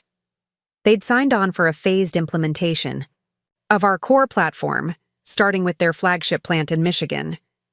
"This is partly your doing," Michael said when I stopped by his office to congratulate him. Your revised implementation strategy made them comfortable taking the leap. Our doing, I corrected. The whole team adapted when we needed to. He studied me for a moment. You've changed since you arrived, you know. You talk about we and our now, not just your individual contribution. The observation caught me off guard. At Wilson, I'd developed the habit of carefully documenting my personal contributions, ensuring there was no ambiguity about which successes could be attributed to me. It had been necessary in an environment where credit was currency in the ongoing competition for my father's approval. I guess I don't need to stake my claim here, I said slowly, realizing the truth as I spoke it. The value I bring is recognized without me having to constantly assert it. Exactly. Michael nodded. Which is why I want you to lead the Prentice implementation. You understand both sides of this equation better than anyone. The technology we're offering and the manufacturing realities they're navigating. The assignment was unexpected. CFOs typically didn't lead client implementations. Wouldn't Audrey's team normally handle this? Sales has the relationship management experience. Audrey's team will support you, he clarified. But Prentice specifically mentioned your manufacturing background as a factor in their decision. They want someone who speaks their language. The opportunity was both thrilling and terrifying. Success would cement my position at Vertex as more than just a financial steward. Failure would validate my lingering fears that I'd overestimated my adaptability to this new world. When do we start? I asked, pushing doubts aside. Kickoff meeting next Monday. You'll need to be on site in Michigan by Wednesday. Michigan. A mere 4-hour drive from Chicago and the Wilson manufacturing headquarters. The proximity stirred a complex mix of emotions: apprehension about being so close to my former life, curiosity about how the company was faring without me, and a twinge of homesickness for the city where I'd spent my entire career. I'll make it work, I assured Michael, already mentally reorganizing my schedule to accommodate this new responsibility. The Prentice preparation consumed my week. I assembled a cross-functional team: engineers to handle technical integration, UX specialists to design training materials, and account managers to maintain the client relationship after initial implementation. Each selection required balancing technical skills with the interpersonal awareness needed to navigate a traditional manufacturing environment. Thursday evening found me explaining these complexities to Lisa over dinner at a waterfront restaurant. The Seattle skyline sparkled across the water, the Space Needle illuminated against the night sky. So you're not just running their finances anymore? You're actually leading their flagship client implementation? Lisa shook her head in amazement. Talk about expanding your role. It's terrifying, I admitted, swirling my wine thoughtfully. But also incredibly energizing. I'm using parts of my brain that had almost atrophied at Wilson. Speaking of Wilson, Lisa hesitated. Have you heard anything from your family lately? The question didn't sting the way it once might have. Dad calls occasionally. Brief, slightly awkward conversations about weather and business generalities. Mark sent a text last month saying they'd finally hired a new financial analyst to take over some of my old responsibilities. 3 months after I left. No attempts to lure you back? I laughed. Dad's too proud for that. And honestly, I'm not sure I could go back now. I've tasted something different here. The freedom to contribute based on my capabilities rather than my position in the family hierarchy. Lisa studied me over her glass. You seem different, Sarah. More present. Less like you're constantly calculating your next move. That's exactly how it feels, I realized. At Wilson, I was always thinking 3 steps ahead, anticipating political landmines, managing perceptions. Here, I can just focus on doing good work. It suits you, she said simply. Later that night, packing for the Michigan trip, I found myself reflexively reaching for the conservative suits that had been my Wilson uniform. I hesitated. then pushed them aside in favor of more versatile separates, still professional but less rigidly formal. A small change, but symbolic of the larger transformation underway. My phone chimed with an email from James. Heard Vertex. Landed Prentice Industrial. Congratulations, they were on our prospect list for next quarter. The message carried no hint of resentment, just professional acknowledgement from a former colleague. I appreciated his grace, maintaining our friendship despite the awkwardness of now working for competitors. Thanks, I replied. Different solution than Wilson would have offered, but they seemed ready for a technology leap. How are things there? His response came quickly. Stabilizing. Your dad hired a consultant to help Mark with the financial oversight. Between the three of us, the expansion is back on schedule. The news should have triggered jealousy or vindication. Instead, I felt a surprising sense of relief. Wilson Manufacturing had been my life for so long that its success remained important to me, even from a distance. The company employed hundreds of people whose livelihoods didn't deserve to be casualties of family drama. Glad to hear it, I wrote back sincerely. Heading to Michigan for the Prentice implementation next week. Any advice for working with Midwestern manufacturers? His response made me smile. Bring donuts to early meetings. The good kind, not the cheap box stuff. Manufacturing folks remember who respects their breakfast preferences. Sunday evening, I boarded a flight to Detroit with my carefully assembled implementation team. Sonia, our UX lead, had never visited a manufacturing facility before. Raj, our algorithm specialist, had only seen production lines in textbooks. 2 implementation specialists rounded out the group, Taylor, with experience in logistics software, and Amir specializing in integration architecture. As the plane lifted above Seattle's cloud cover, I found myself mentally preparing not just the technical aspects of our visit, but the cultural translation I would need to provide. These brilliant colleagues understood software development intimately, but lacked the context of factory operations, the noise, the pace, the practical constraints that shape decisions on the production floor. What exactly happens in a kickoff meeting? Sonia asked, leaning across the aisle. I've only ever done remote implementations for software clients. We'll tour their facility first, I explained. See the actual production processes we're trying to optimize. Then we'll meet with department heads to understand their current workflows before presenting our implementation plan. Will they understand our technical explanations? Raj worried. I tend to get detailed. I smiled reassuringly. That's why I'm there, to translate between your technical expertise and their operational realities. As we talked through the upcoming meetings, I realized how naturally I'd stepped into this bridging role. At Wilson, I'd often found myself translating between old-school production supervisors and technology vendors, a skill I'd taken for granted. Here, that same ability represented unique value, the capacity to connect Silicon Valley innovation with Rust Belt manufacturing. Monday morning found us in rental cars navigating the industrial outskirts of Lansing, Michigan.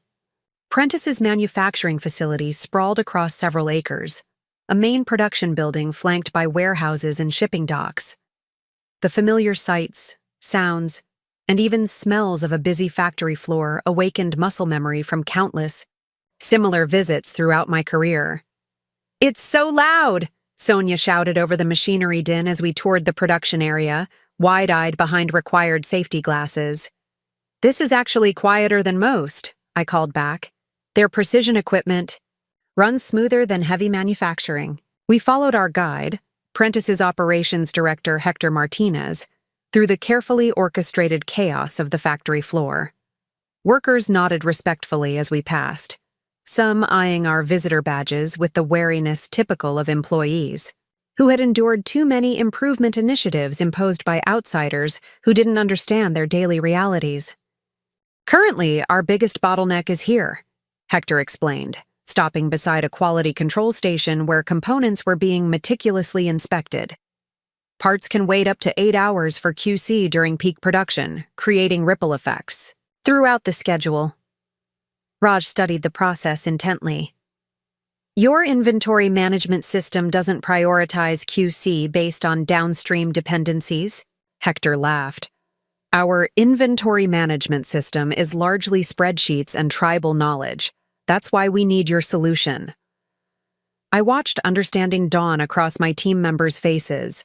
The gap between technological possibility and current reality suddenly concrete rather than theoretical. This wasn't about implementing elegant code. It was about helping real people solve practical problems that affected their daily work. The conference room meeting that followed was equally illuminating. Department heads arrived with thick binders of reports and well-worn process documentation. Their questions were pointed, informed by years of operational experience and previous technology implementations that had promised transformation but delivered complication. Your system looks impressive in the demo, said the production manager, arms crossed defensively. But can it handle our custom workflows? We've tried off-the-shelf solutions before that required us to completely change how we operate.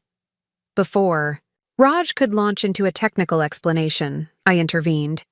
That's precisely why we're here for a full week before writing a single line of integration code. We need to understand your workflows first, then adapt our system to enhance rather than disrupt them. The tension in the room eased slightly. These were my people, practical problem solvers suspicious of grand promises, but open to genuine partnerships. I found myself slipping effortlessly into their language, referencing manufacturing processes and constraints that resonated with their daily experience. By day's end, we'd established not just a technical framework, but the beginnings of trust. As we gathered in the hotel lobby to debrief, Sonia shook her head in amazement. You were speaking an entirely different language in there, she observed. I've never seen executives open up that quickly during an initial meeting. Sarah was one of them, Amir pointed out. You could tell they recognized it immediately. The simple observation carried profound meaning. For years at Wilson, I'd struggled to be seen as more than the boss's daughter. My manufacturing knowledge dismissed as something inherited rather than earned. Here, that same knowledge represented hard-won expertise that commanded immediate respect. Tomorrow's the real test, I reminded them. We need to translate their operational challenges into specific technical requirements without losing their confidence. Over the next 3 days, we immersed ourselves in Prentice's operations. I shadowed floor supervisors while Raj analyzed data flows and Sonia documented user interactions with existing systems. Each evening, we reconvened to synthesize our findings and adjust our implementation approach. By Thursday, we'd developed a phased plan that addressed Prentice's most pressing pain points first, while establishing architecture for more sophisticated features later. The proposal represented a perfect fusion of Vertex's technological capabilities and Prentice's operational realities, neither compromising innovation nor ignoring practical constraints. As I presented the final plan to Prentice's executive team, I felt a clarity and confidence that had often eluded me at Wilson. There, I'd always been conscious of representing the family business, measuring my words against my father's expectations. Here, I spoke solely from professional expertise and genuine conviction about the value we could deliver. What you're proposing isn't just a software implementation, Prentice's CEO observed after I finished.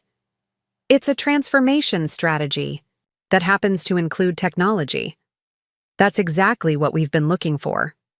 His words crystallized something I'd been feeling all week, that my value transcended specific skills or knowledge. I brought an integrated perspective that connected technological possibilities with operational realities, financial imperatives with human considerations.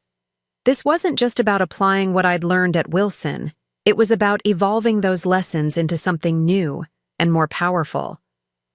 Friday evening, with the contract signed and implementation schedule approved, the team celebrated at a local brewery. Their excitement was infectious. High fives over technical solutions successfully explained, laughter about cultural misunderstandings, narrowly avoided, and genuine pride in the partnership we'd established. To Sarah, Sonia declared, raising her glass, who somehow speaks both manufacturing and technology fluently. As glasses clinked and congratulations flowed, my phone buzzed with a text from an unknown local number. Saw your name in Prentice's visitor log. In town until tomorrow. Coffee? It was signed simply Mark, my brother, reaching out across the gulf that had opened between us when I left Wilson. The message sparked conflicting emotions, wariness about his motives, curiosity about Wilson's status, and a surprising flicker of willingness to reconnect outside our prescribed family roles. Everything okay? Raj asked, noticing my distraction. Family matter, I said, putting my phone away. Nothing that can't wait until tomorrow. That night in my hotel room, I considered my options carefully. Meeting Mark meant potentially reopening wounds that had just begun to heal. Not meeting him meant continuing a separation that, regardless of its justification, carried its own cost. What finally decided me was the realization that I no longer feared the encounter. The Sarah who had fled Chicago 3 months earlier had been raw with betrayal, her sense of self intimately tied to her position at Wilson Manufacturing. The Sarah who had just successfully led a major client implementation for a technology startup approached the situation from a position of newfound strength. Airport Starbucks, 10 a.m., I texted back. I fly out at noon. The next morning I spotted Mark immediately, fidgeting with a coffee cup at a corner table. He looked simultaneously familiar and strange, the brother I'd known all my life now, occupying a role I'd once considered mine. He stood awkwardly as I approached, uncertainty evident in his posture. You look different, he blurted as I set down my luggage. Healthier or something. Seattle agrees with me, I replied, studying him in turn. New lines creased his forehead, and his normally immaculate appearance showed signs of strain. Slightly rumpled shirt, tie loosened at the collar. How's the financial director position working out? I asked directly, once I'd returned with my own coffee. He winced at the title. About as well as you'd expect. Dad hired a consultant to handle the technical aspects. I'm mostly the face of the department for client meetings. The admission held no satisfaction for me. Mark hadn't been the architect of my departure, merely its catalyst and beneficiary. And the expansion? Back on track, more or less. The investor relations have been the hardest part. He hesitated. They keep asking about you. I nodded, unsurprised. I'd built those relationships over 18 months of careful cultivation. What does Dad tell them? That you're pursuing other opportunities but remain supportive of Wilson's growth. Mark gave a humorless laugh. They know it's corporate speak, but what else can he say? I drove away our most competent executive because of outdated nepotism. The blunt assessment from my brother, the direct beneficiary of that nepotism, was unexpected. Why are you telling me this, Mark? What are you doing in Michigan? He shifted uncomfortably. Client visit. Prentice was on our prospect list before they signed with Vertex. A pause. With you. Business competition isn't personal, I said evenly. No, but family is. He met my eyes directly for the first time. I never thanked you for covering for me all those years, for picking up my slack, making excuses when I missed meetings, fixing my reports before Dad saw them.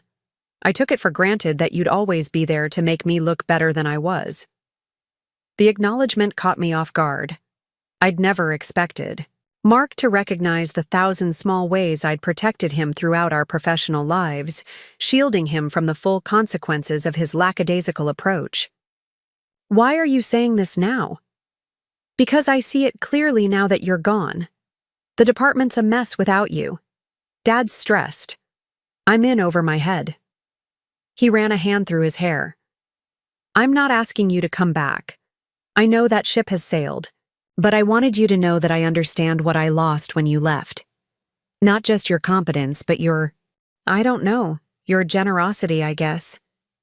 The words touched something I hadn't realized needed healing, not the professional wound of being passed over, but the personal hurt of having my sacrifices go unacknowledged. I needed to leave, I said. Finally. Not just because of the promotion, but because I couldn't grow there. Not fully. Mark nodded slowly. I can see that now. You seem bigger somehow. More yourself. I am, I realized, the truth of it settling deep in my bones. I'm doing work that challenges me in new ways, building something that matters, leading from my strengths rather than compensating for others' weaknesses. Dad won't admit it, but he sees it too. When Prentice signed with Vertex, he read everything he could find about your company. I caught him watching your promotion video on their website. The image of my father secretly tracking my new career brought a complicated mix of emotions: amusement, vindication, and a lingering yearning for his approval that I hadn't quite outgrown. Tell him I'm well, I said simply. Tell him Seattle suits me. As my flight lifted above Michigan's patchwork landscape later that day, I reflected on the strange symmetry of the week. I'd arrived to implement new technology in a traditional manufacturing environment, a bridge between worlds. I'd departed having begun to rebuild another kind of bridge, one connecting my past and present selves. The Sarah who had fled Chicago in hurt and anger was evolving into someone more integrated, a professional who could draw on hard-won manufacturing wisdom while embracing technological innovation, a daughter who could acknowledge family ties without being defined by them, a woman discovering that transformation didn't require abandoning her history, but rather recontextualizing it. Back in Seattle, I threw myself into expanding our success with Prentice into a repeatable implementation model. Each week brought new progress, refinements to our onboarding process, enhancements to our integration tools, improvements in how we translated between technological capabilities and operational needs. My dual perspective proved increasingly valuable as Vertex grew. When engineers proposed elegant solutions that overlooked manufacturing realities, I could gently redirect their thinking. When potential clients expressed skepticism about yet another technology promising transformation, I could speak authentically to their concerns from lived experience. 6 months after my departure from Wilson, Michael called me into his office for an unexpected conversation. The board has been discussing our growth trajectory, he began, unusually formal. Your manufacturing implementation strategy has proven more successful than our original direct-to-enterprise approach. We want to double down on it. I nodded, waiting for the specific proposal or challenge that typically followed such statements. We're creating a new position, Chief Transformation Officer, responsible for overseeing how our technology integrates with traditional manufacturing environments. It would be parallel to your CFO role initially, with the understanding that you'd eventually need to choose one track as we continue to scale. The opportunity represented exactly the kind of recognition I'd sought but never received at Wilson, advancement based on demonstrated value rather than prescribed paths or family connections.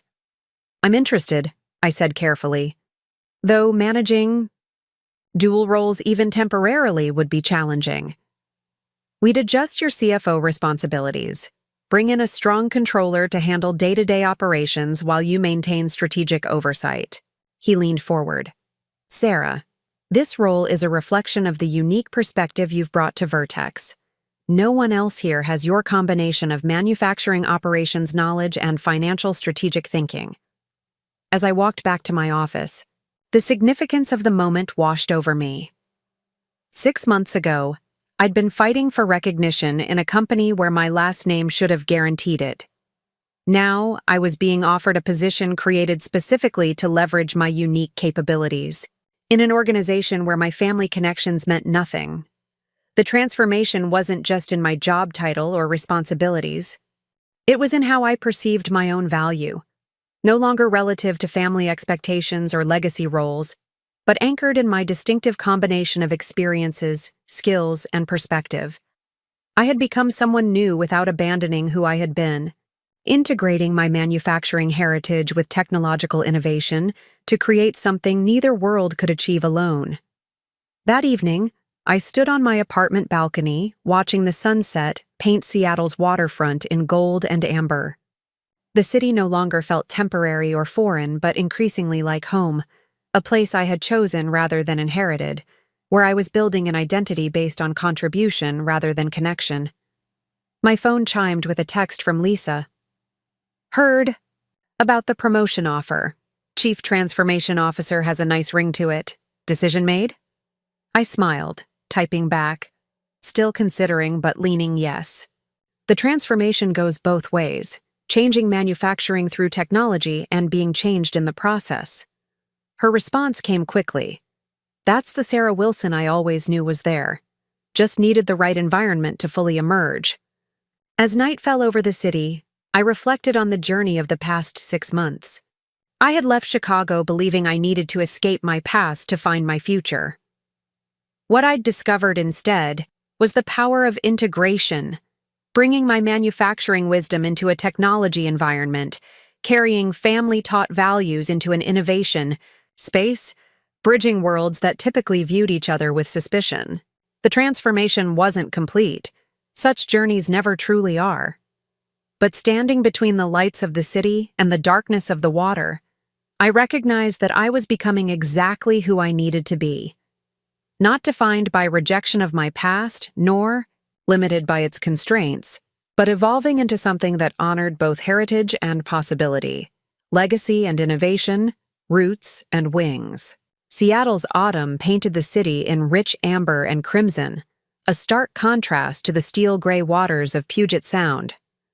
1 year after my abrupt departure from Wilson Manufacturing, I stood at the podium of the Pacific Northwest Manufacturing Innovation Summit, preparing to deliver the keynote address. The irony wasn't lost on me. I'd attended dozens of similar conferences as a Wilson representative, always in a supporting role, never as the featured speaker. Our next presenter is Sarah Wilson, Chief Transformation Officer at Vertex Innovations, the moderator announced. Previously a senior executive at Wilson Manufacturing, Sarah has pioneered a new approach to technology implementation in traditional manufacturing environments, resulting in Vertex's remarkable growth over the past year.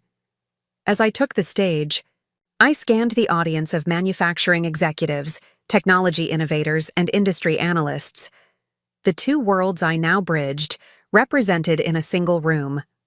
My presentation, Digital Transformation Without Disruption, Evolution Not Revolution, encapsulated the philosophy I'd developed since joining Vertex, drawing on both my manufacturing heritage and newfound technological perspective. The greatest barrier to innovation in manufacturing isn't technological, it's cultural, I began. We've created a false dichotomy between tradition and innovation, stability and growth, proven processes and new possibilities. The truth is that the most successful transformations honor operational wisdom while embracing technological advancement. Speaking these words felt like a declaration of my personal journey, as much as a business philosophy. I'd found my professional voice not by rejecting my manufacturing background, but by reframing it as a strength in the technology space. The Sarah Wilson who commanded this stage was neither solely her father's daughter, nor a tech startup executive, but something more integrated and authentic than either identity alone could have been. After the presentation, a circle of attendees gathered around me, business cards extended, questions flowing. Among them was Eleanor Chen, CEO of Meridian Partners, one of the largest manufacturing investment groups in the country. Impressive. Perspective, she said, studying me with shrewd eyes. Most tech executives dismiss manufacturing concerns as resistance to change rather than legitimate operational wisdom. Most tech executives haven't spent 20 years on factory floors, I replied with a smile. The practical constraints are real, not just psychological barriers. Eleanor nodded approvingly. Precisely why I'd like to continue this conversation. My firm is considering a specialized fund focused on manufacturing technology integration. We need advisors who truly understand both sides of the equation. Her business card joined 24 others in my conference folder. Tangible evidence of the professional network I was building independently of Wilson connections or Vertex affiliations. This was my own community, formed through shared vision, rather than family ties or corporate hierarchy. Back at my hotel that evening, I found Michael and Logan waiting in the lobby bar, champagne already ordered. "To our star speaker," Michael declared, raising his glass. The conference organizer told me they've never had such engagement for a keynote. 3 manufacturing CEOs specifically asked for intro meetings with us. The right message at the right time, I demurred, though privately I felt a surge of pride. Finding my voice in this new context had been a gradual process, shedding the careful political calculations that had constrained my communication at Wilson while retaining the manufacturing fluency that gave my technological perspective credibility. "It's more than that," Logan insisted. "You've become the face of a third path, neither old-school manufacturing nor bleeding-edge tech disruption, but thoughtful integration of both strengths." His observation resonated with my own sense of evolution. When I'd first joined Vertex, I'd positioned myself in opposition to Wilson's traditionalism. Over time, that reactive stance had matured into something more nuanced. Appreciation for manufacturing wisdom coupled with enthusiasm for technological possibilities. "Speaking of integration," Michael said, setting down his glass, "the board approved our expansion plans this morning. We're opening an office in Chicago." The news caught me off guard. Chicago? That's unexpected. Our client base has been primarily West Coast and Texas. Midwest manufacturing represents our largest growth opportunity, Michael explained, and having a presence in that ecosystem would accelerate our penetration strategy. Logan grinned. "Also, your whole evolution not revolution approach works better when we're physically present in traditional manufacturing hubs, not just parachuting in from tech centers."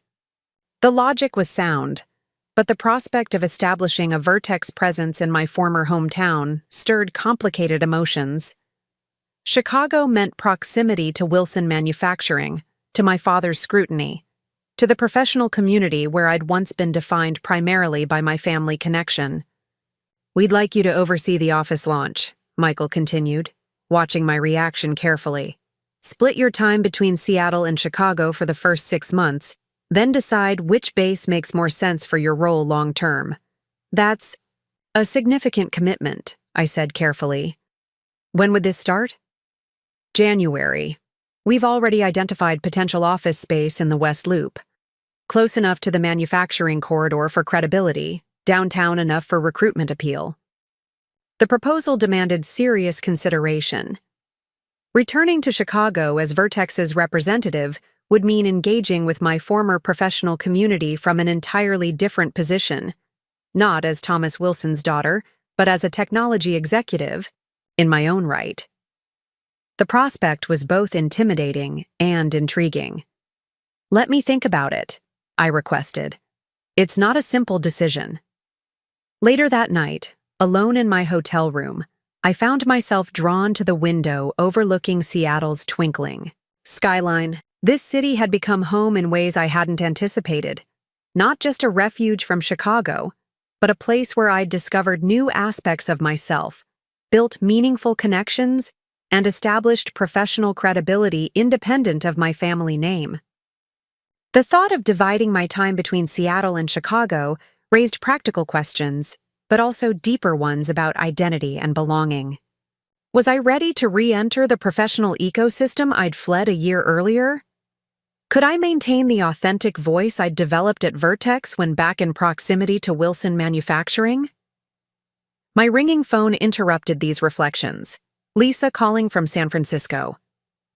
"I hear Vertex is Chicago-bound," she said without preamble. "Michael's asking you to lead it, isn't he?" News traveled fast in venture capital circles. "You have spies everywhere," I laughed. "Yes, he's proposed it," I'm still processing. It's the obvious choice, Lisa observed. You understand the Midwest manufacturing mindset better than anyone else at Vertex. Plus, you have connections throughout the industry. That's part of what I'm considering, I admitted. Those connections still see me as a Wilson first and foremost. I've built something different here in Seattle. Lisa was quiet for a moment. Maybe that's exactly why you're the right person. You've proven you can establish a new identity without rejecting your past. Now you can bring that integrated perspective back to where it might make the most difference. Her framing shifted. Something in my perception. Perhaps this wasn't about risking the identity I'd built in Seattle, but about expanding it, bringing my evolved perspective into the very environment where I'd once felt constrained. There's something else to consider, Lisa added. Eleanor Chen is assembling an advisory board for her manufacturing technology fund. She specifically mentioned wanting you involved after your keynote today. The connection wasn't immediately obvious. How does that relate to Chicago? Meridian Partners' main office is in Chicago, Lisa explained. They've backed half the major manufacturing operations in the Midwest. Being geographically proximate would make participation much more feasible. The opportunity to advise Meridian's fund represented something I hadn't fully anticipated, influence beyond Vertex itself, helping shape investment in the manufacturing technology sector broadly. It was a platform that could amplify the integration philosophy I'd been developing. I need to sleep on all this, I told Lisa. It's a lot to process. Of course. Just remember, going back doesn't mean regressing. The Sarah Wilson who would return to Chicago isn't the same one who left. Her words stayed with me as I drifted to sleep, prompting dreams of bridges spanning familiar waters, connecting separate shores that had once seemed impossibly distant. The following morning, over breakfast with Michael and the Vertex leadership team, I announced my decision. I'll lead the Chicago office launch with one condition. I want to build a genuine innovation hub, not just a satellite sales office, a place where Midwestern manufacturers can experience our technology in their context, with their constraints. Michael's face lit up. Exactly what I was hoping you'd say. We need to be embedded in that ecosystem, not just selling to it. It's also important that we establish a distinct Vertex identity there, I continued. Not defined in opposition to traditional manufacturers, but not subsumed by their conservatism either. The team nodded in agreement, and conversation quickly turned to practical matters. Timeline, staffing, logistics. But beneath these operational details lay a more profound shift. I was choosing to return to the environment I'd fled, not from necessity or defeat, but from confidence in my transformed perspective and the value it could bring. That afternoon, I called Eleanor Chen to discuss her advisory board invitation, which I accepted with the caveat of my upcoming geographic division between Seattle and Chicago. Far from being a limitation, she saw it as an advantage. Physical presence in both innovation and traditional manufacturing centers. That bifocal perspective is precisely what we need, she confirmed. Too many advisors are firmly camped in either the technology or manufacturing worldview. We need bridge builders who respect both. Bridge builder. The term captured something essential about my emerging professional identity, not defined by rejection of either world, but by the capacity to connect them purposefully. The following weeks passed in a blur of preparation, both for the Chicago office launch and my evolving role within it. I assembled a core team that reflected the integration philosophy, including technology specialists with manufacturing backgrounds and operations experts eager to embrace innovation. Each hire represented a careful balance between technical capability and cultural translation skills. Parallel to these Vertex responsibilities, I began participating in preliminary discussions for Meridian's Manufacturing Technology Fund. Eleanor had assembled an impressive advisory group: venture capitalists, manufacturing executives, technology innovators, and policy experts, all focused on accelerating thoughtful digital transformation in traditional industries. My dual involvement with Vertex and Meridian created a virtuous cycle. Insights from fund discussions informed our Chicago strategy, while our implementation experiences provided concrete examples for investment considerations. I found myself increasingly at the center of a growing community focused on bridging technological innovation and manufacturing wisdom. December brought my first trip back to Chicago since my abrupt departure. The familiar skyline stirred a complex mix of emotions as my plane descended. Fondness for the city that had shaped me, apprehension about professional encounters with former colleagues, curiosity about how Wilson Manufacturing had evolved in my absence. The West Loop office space Michael had identified was perfect, a renovated industrial building with exposed brick and timber, historic character married to modern infrastructure. Standing in the empty space, I could envision what it would become, not just Vertex's Midwestern headquarters, but a genuine innovation hub where manufacturing leaders could engage with technological possibilities in a context that respected their operational realities. The architects can have preliminary designs ready by next week, the real estate agent was saying, but my attention had drifted to the window overlooking the city. From this vantage point, I could almost see Wilson Manufacturing's headquarters. On the north side, the building where I'd spent most of my professional life, navigating family expectations while trying to carve out my own contribution. "It's a good space," I confirmed. "Let's move forward with the lease." That evening, I met Lisa for dinner at a favorite restaurant near my former condo.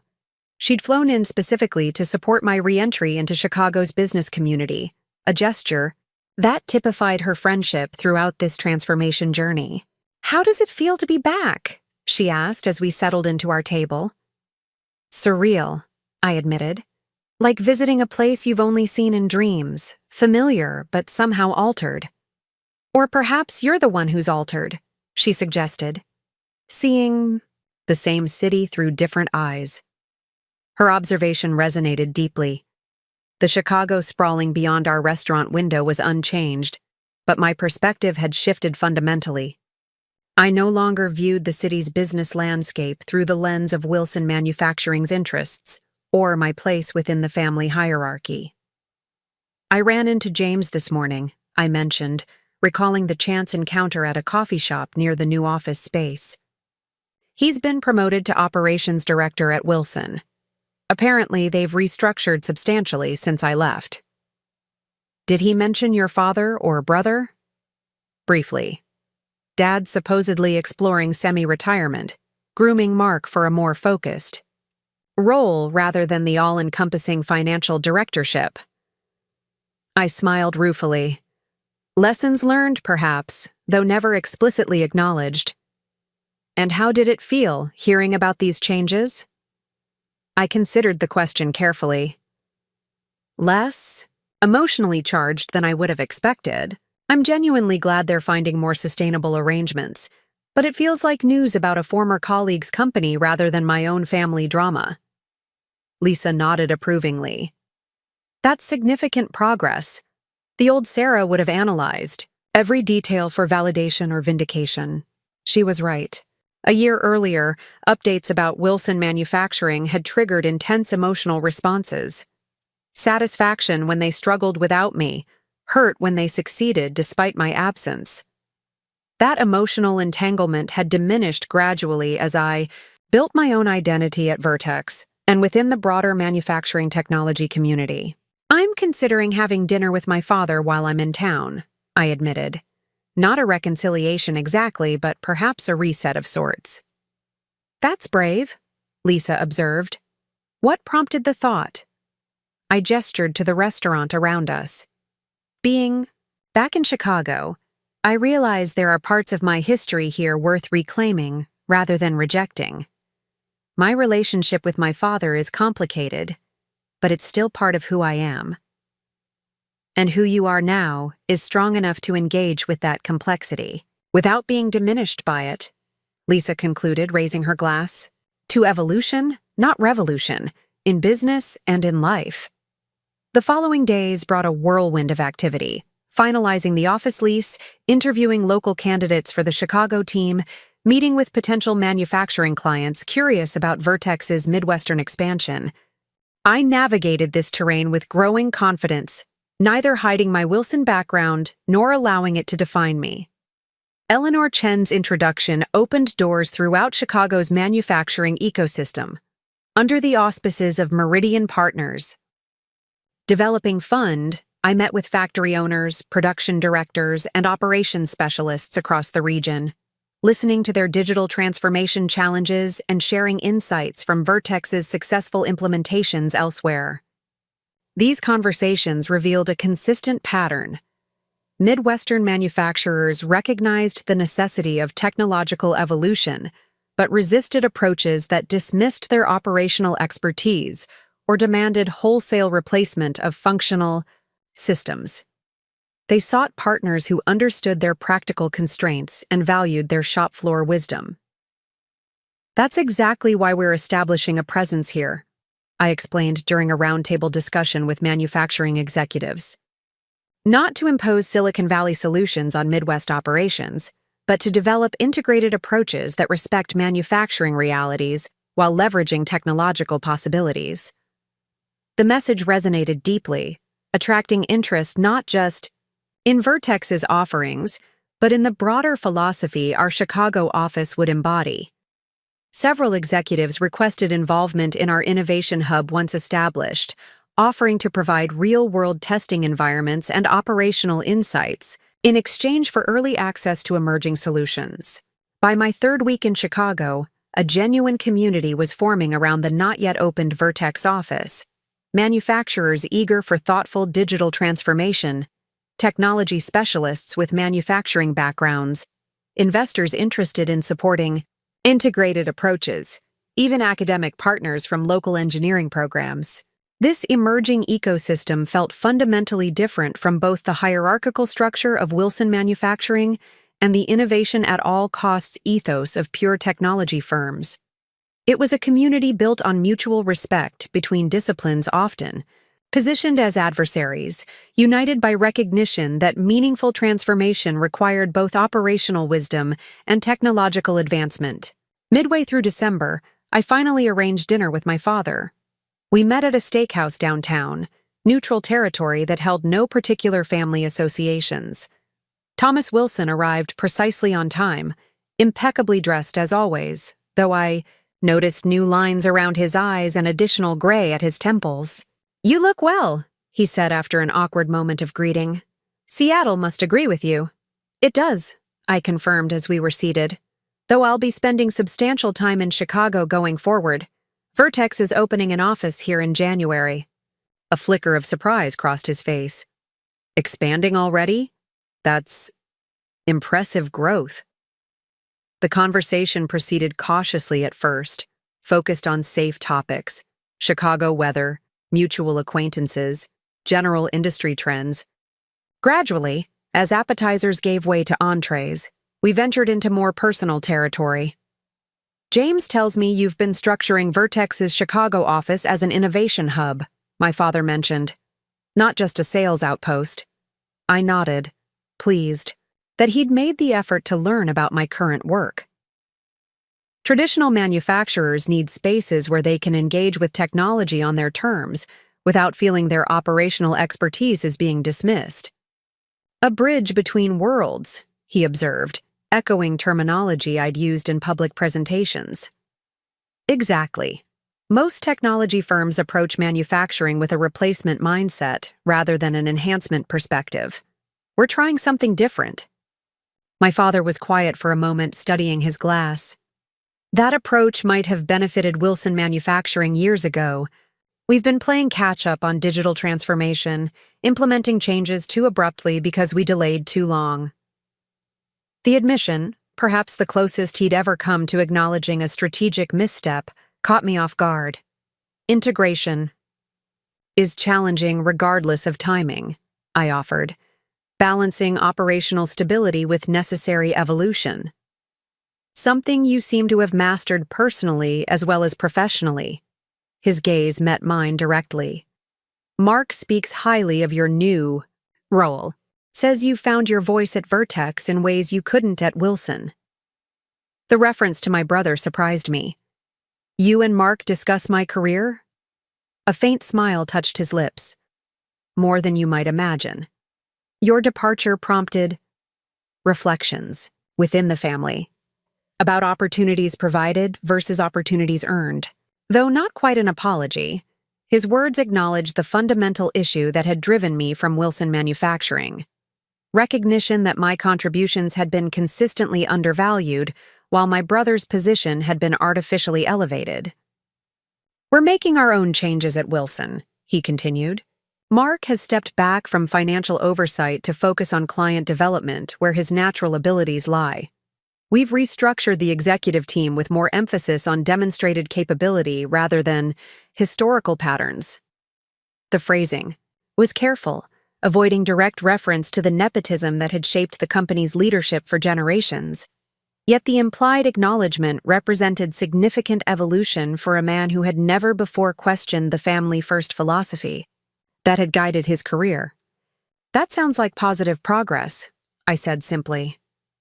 It's overdue, he admitted, though I regret that your departure was the catalyst required to prompt these changes. As dinner concluded and we prepared to part ways, my father hesitated uncharacteristically. Your Chicago office, would there be value in exploring potential collaborations between Vertex and Wilson Manufacturing? Not immediately, perhaps, but eventually? The question represented a remarkable shift.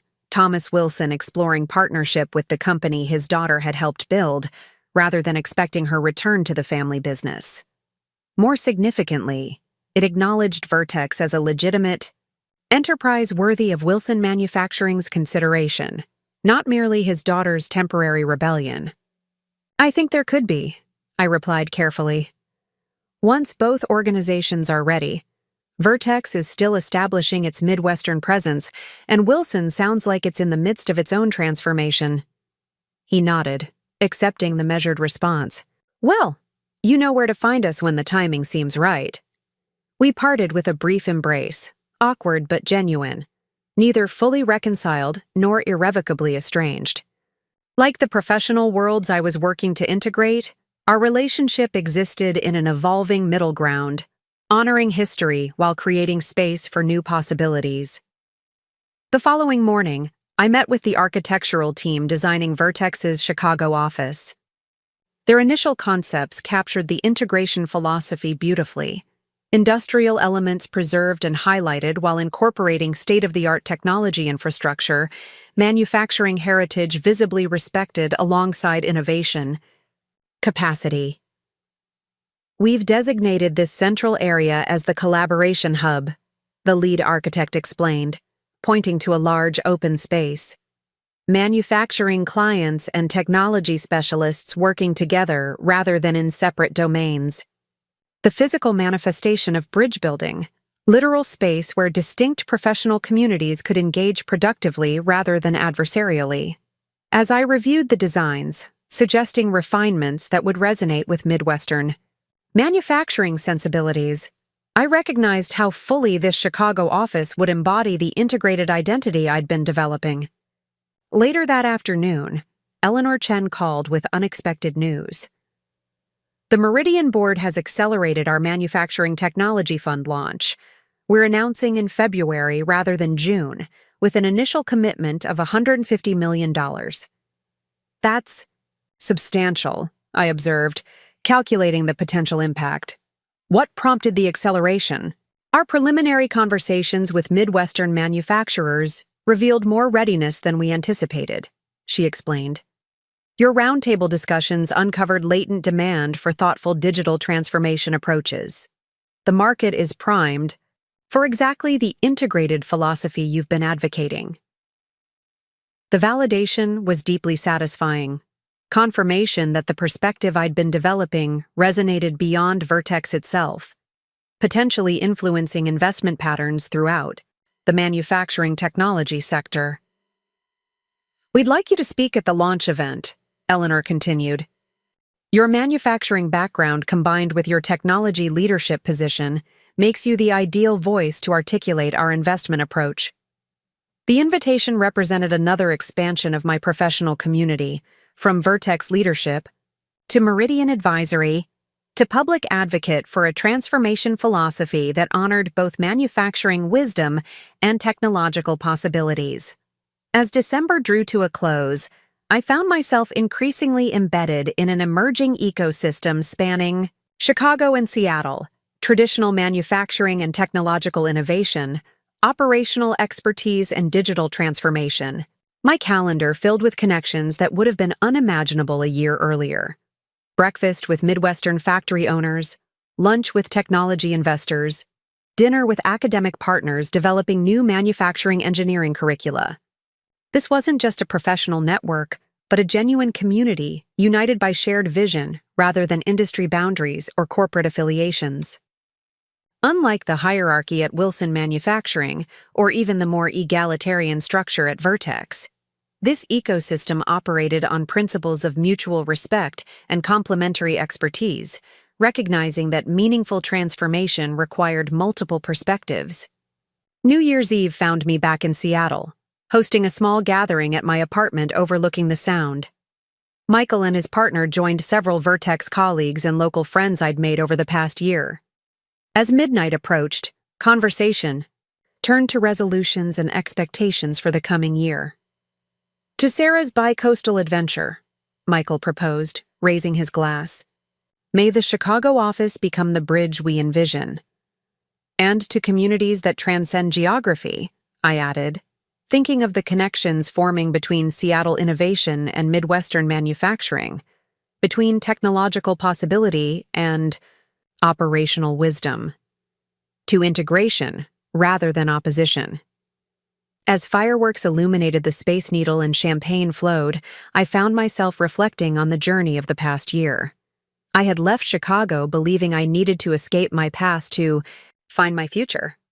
What I'd discovered instead was the power of integration, creating something new that honored valuable aspects of what came before while embracing possibilities that pointed forward. The community forming around this integrated vision wasn't defined by family ties like Wilson Manufacturing or even corporate identity like Vertex Innovations. It was a community of purpose, people committed to thoughtful transformation across traditional boundaries, united by shared belief that genuine progress required bridge building rather than barrier reinforcement. Standing on my balcony as the new year began, Seattle's lights reflecting on the dark water below, I realized I had found my place, not in a single location or organization, but in the spaces between established domains, the connections that transformed separate worlds into an integrated whole greater than its parts. The grand opening of Vertex's Chicago Innovation Hub was scheduled for an unseasonably warm April morning. Floor-to-ceiling windows showcased the city skyline, while the interior seamlessly blended industrial heritage with technological advancement. Exposed brick walls housing state-of-the-art digital displays, original timber beams above prototype, manufacturing stations. The space embodied our integration philosophy in physical form. I'd been dividing my time between Seattle and Chicago for 3 months, watching this vision materialize from architectural renderings to functioning reality. Our core team of 20 had been carefully selected to balance manufacturing expertise with technological innovation, former production managers now specializing in digital transformation, software engineers with factory floor experience, implementation specialists fluent in both languages. Final walkthrough in 15 minutes, my assistant reminded me as I surveyed the main collaboration area where tomorrow's opening would take place. Nearly 200 guests had confirmed attendance: manufacturing executives, technology investors, academic partners, and industry analysts, all curious about Vertex's distinctive approach to digital transformation. Among the confirmed attendees was a name that had given me pause when it appeared on the RSVP list: Thomas Wilson. My father had accepted the invitation without commentary, simply checking "will attend" on the digital response form. Our dinner, in December, had eased some tension, But his presence at this milestone event raised the stakes considerably. The walkthrough proceeded smoothly, our team confidently demonstrating the interactive exhibits designed to showcase Vertex's manufacturing, technology, and accessible practical contexts. The space functioned exactly as intended, a bridge between worlds typically separated by cultural and communication barriers. "We've confirmed all the technical presentations," Michael reported as we completed the final preparations. He'd flown in from Seattle for the opening, along with several board members eager to witness Vertex's Midwestern expansion. The manufacturing simulation is particularly impressive. Seeing our algorithms optimize a production line in real time really drives home the practical impact. "The key is that we're not just demonstrating technology," I emphasized. "We're showing how it integrates with existing manufacturing processes, rather than replacing them wholesale." Michael nodded appreciatively. "This hub embodies everything you've been advocating, technological advancement that honors operational expertise rather than dismissing it." As the team dispersed to handle final details, Eleanor Chen joined me by the windows overlooking the Yako city. Meridian Partners had officially launched their manufacturing technology fund the previous month, with my keynote speech helping articulate their investment philosophy. The fund had already attracted significant attention from both traditional manufacturers seeking transformation and technology developers targeting industrial applications. "Tomorrow represents a significant milestone," Eleanor observed. "Not just for Vertex, but for the integration approach you've championed. The industry is watching closely." "No pressure," I laughed, though her words underscored the stakes. This wasn't merely a company expansion, but a public demonstration of a philosophy I'd become increasingly identified with. The belief that meaningful transformation required bridges between technological innovation and manufacturing wisdom rather than victory of one over the other. "By the way," Eleanor added, "Wilson Manufacturing submitted an preliminary application to the Meridian Fund yesterday. They're developing an integrated production management system that combines their operational expertise with newer digital tracking capabilities." The information caught me off guard. My father hadn't mentioned any fund application during our occasional communications. That's unexpected. Their technology infrastructure was relatively traditional when I left. "The proposal cites recent restructuring and strategic redirection," Eleanor explained. "Apparently, they've been quietly modernizing their approach over the past year." The revelation stirred complicated emotions. Part of me felt vindicated that Wilson Manufacturing was embracing digital transformation more seriously, perhaps partly influenced by my departure and subsequent work. Yet another part wondered if the timing of their application, coinciding with Vertex's Chicago launch, represented something more deliberate. That evening, after the team's preparatory dinner, I returned to the quiet hub for a final review. The space held an anticipatory energy, like a stage set for tomorrow's performance, each element carefully positioned to demonstrate our integration philosophy. As I checked connections on one of the interactive displays, the front door chimed, unexpectedly. Turning, I was startled to find my brother Mark standing in the entrance, gazing around with undisguised curiosity. "Impressive," he said by way of greeting. "Very different from Wilson's corporate aesthetic." "What are you doing here, Mark?" I hadn't seen my brother since our Michigan conversation months earlier, though we'd exchanged occasional messages. "Advance reconnaissance," he admitted with a hint of his old charm. "Dad's coming tomorrow, and I thought it might be wise to prepare him for what to expect. This is quite a departure from his concept of a proper business environment." I gestured. "Around the hub." "That's rather the point. We're creating a space where innovation and tradition can engage productively rather than adversarially." Mark wandered further into the space, studying the manufacturing simulation station with genuine interest. "I hear you've been consulting with Meridian's investment fund as well, building quite the portfolio beyond Vertex itself." "Word travels fast," I observed, wondering about his purpose in mentioning Meridian. Chicago's manufacturing community isn't that large, he shrugged, especially when significant new investment enters the ecosystem. I decided to address the obvious question directly. Did you know Wilson Manufacturing applied to the Meridian Fund? A flicker of surprise crossed his features. Actually, no. That would have been Dad's decision, though it makes sense given the direction we've been moving. Which is? Mark hesitated, seeming to weigh his words carefully. Let's call it a necessary evolution. After you left, certain realities became impossible to ignore. Our technology infrastructure was outdated. Our approach to digital integration piecemeal at best. The expansion plans you'd developed before leaving highlighted gaps we weren't equipped to address. His candor was unexpected. The Mark I'd known at Wilson would have glossed over such vulnerabilities with easy charm rather than acknowledging them directly. Dad brought in a digital transformation consultant, he continued. Someone with manufacturing background but technology vision. She pointed out many of the same issues you'd raised over the years, but as an external voice without family dynamics complicating the message. The information filled in gaps in my understanding of Wilson's evolution since my departure. And your role in all this? I stepped back from financial oversight, a position I should never have accepted, he acknowledged ruefully. I'm focusing on client development and relationship management where I actually add value. We reorganized the executive structure completely, promoting based on demonstrated capability rather than, he paused, traditional patterns. His diplomatic phrasing couldn't disguise the fundamental shift he was describing.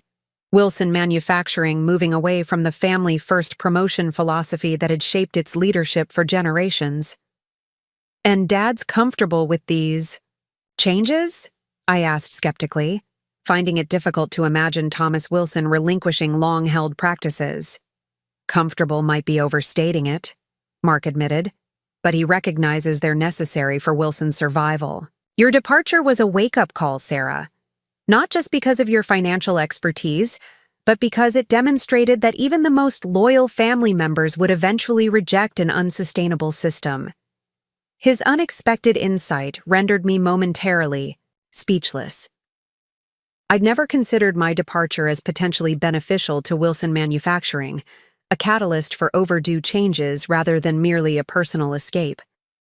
I should go, Mark said, glancing at his watch. I just wanted to see the space before tomorrow's event, to be prepared. He hesitated at the door.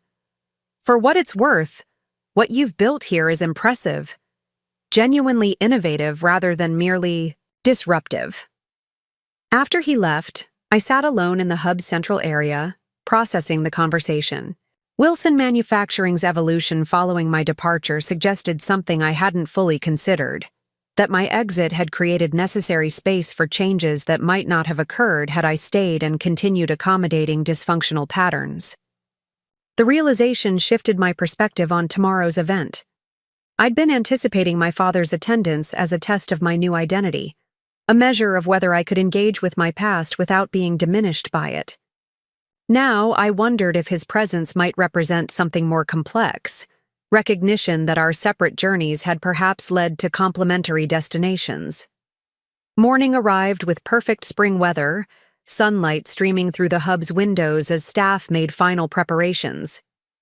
By 9 o'clock, guests began arriving, manufacturing executives curious about technological possibilities, technology specialists interested in industrial applications, investors seeking promising integration approaches. I circulated through the growing crowd, making introductions and explaining the hub's purpose. The response was encouraging, genuine engagement with our philosophy rather than merely polite interest. Manufacturers who typically approach technology discussions with defensive skepticism were actively exploring the interactive exhibits, while technology specialists listened attentively to operational concerns they might previously have dismissed. Midway through the morning, I spotted my father entering with several Wilson Manufacturing executives. Thomas Wilson moved through the space with contained curiosity, his expression giving little away as he observed demonstrations and studied display panels. When our paths finally crossed near the central presentation area, the moment carried a weight beyond mere social greeting. "Impressive facility," he acknowledged, gesturing to the hub around us. "Very different from traditional corporate environments, but purposeful rather than merely fashionable." Coming from him, this represented high praise. "That was the goal," I replied. "Form following function, creating space where manufacturing wisdom and technological innovation can engage productively." His gaze met mine directly. "You've always understood that manufacturing experience carries valuable perspective that pure technologists often miss. I see that philosophy embodied throughout this operation." The observation seemed to reference not just Vertex's approach, but my own professional journey, finding ways to honor manufacturing wisdom while embracing technological possibilities, rather than allowing either perspective to dominate. "I understand Wilson Manufacturing has been undergoing its own evolution," I said carefully. "Mark mentioned significant restructuring." My father nodded, a hint of rueful acknowledgement crossing his features. "Necessary adaptations that perhaps should have occurred sooner. Some patterns become so familiar they're difficult to recognize as limitations rather than traditions." Coming from Thomas Wilson, who had built his career on maintaining established patterns, this represented remarkable self-reflection. Before I could respond, Michael arrived to introduce himself, and conversation shifted to more general business topics. The formal presentation began at 11, with Michael welcoming guests before introducing me as the driving force behind Vertex's integrated approach to manufacturing technology. Standing at the podium overlooking the assembled crowd, I felt a momentary sense of symmetry. Exactly 1 year earlier, I had left Wilson Manufacturing believing I needed to escape my past to find my future. Traditional manufacturing and technological innovation are often positioned as opposing forces, I began, scanning faces that represented both worlds. Stability versus disruption, proven processes versus new possibilities, operational wisdom versus digital transformation. This false dichotomy has cost both sides dearly. Manufacturers missing opportunities for necessary evolution. Technology firms developing elegant solutions divorced from operational realities.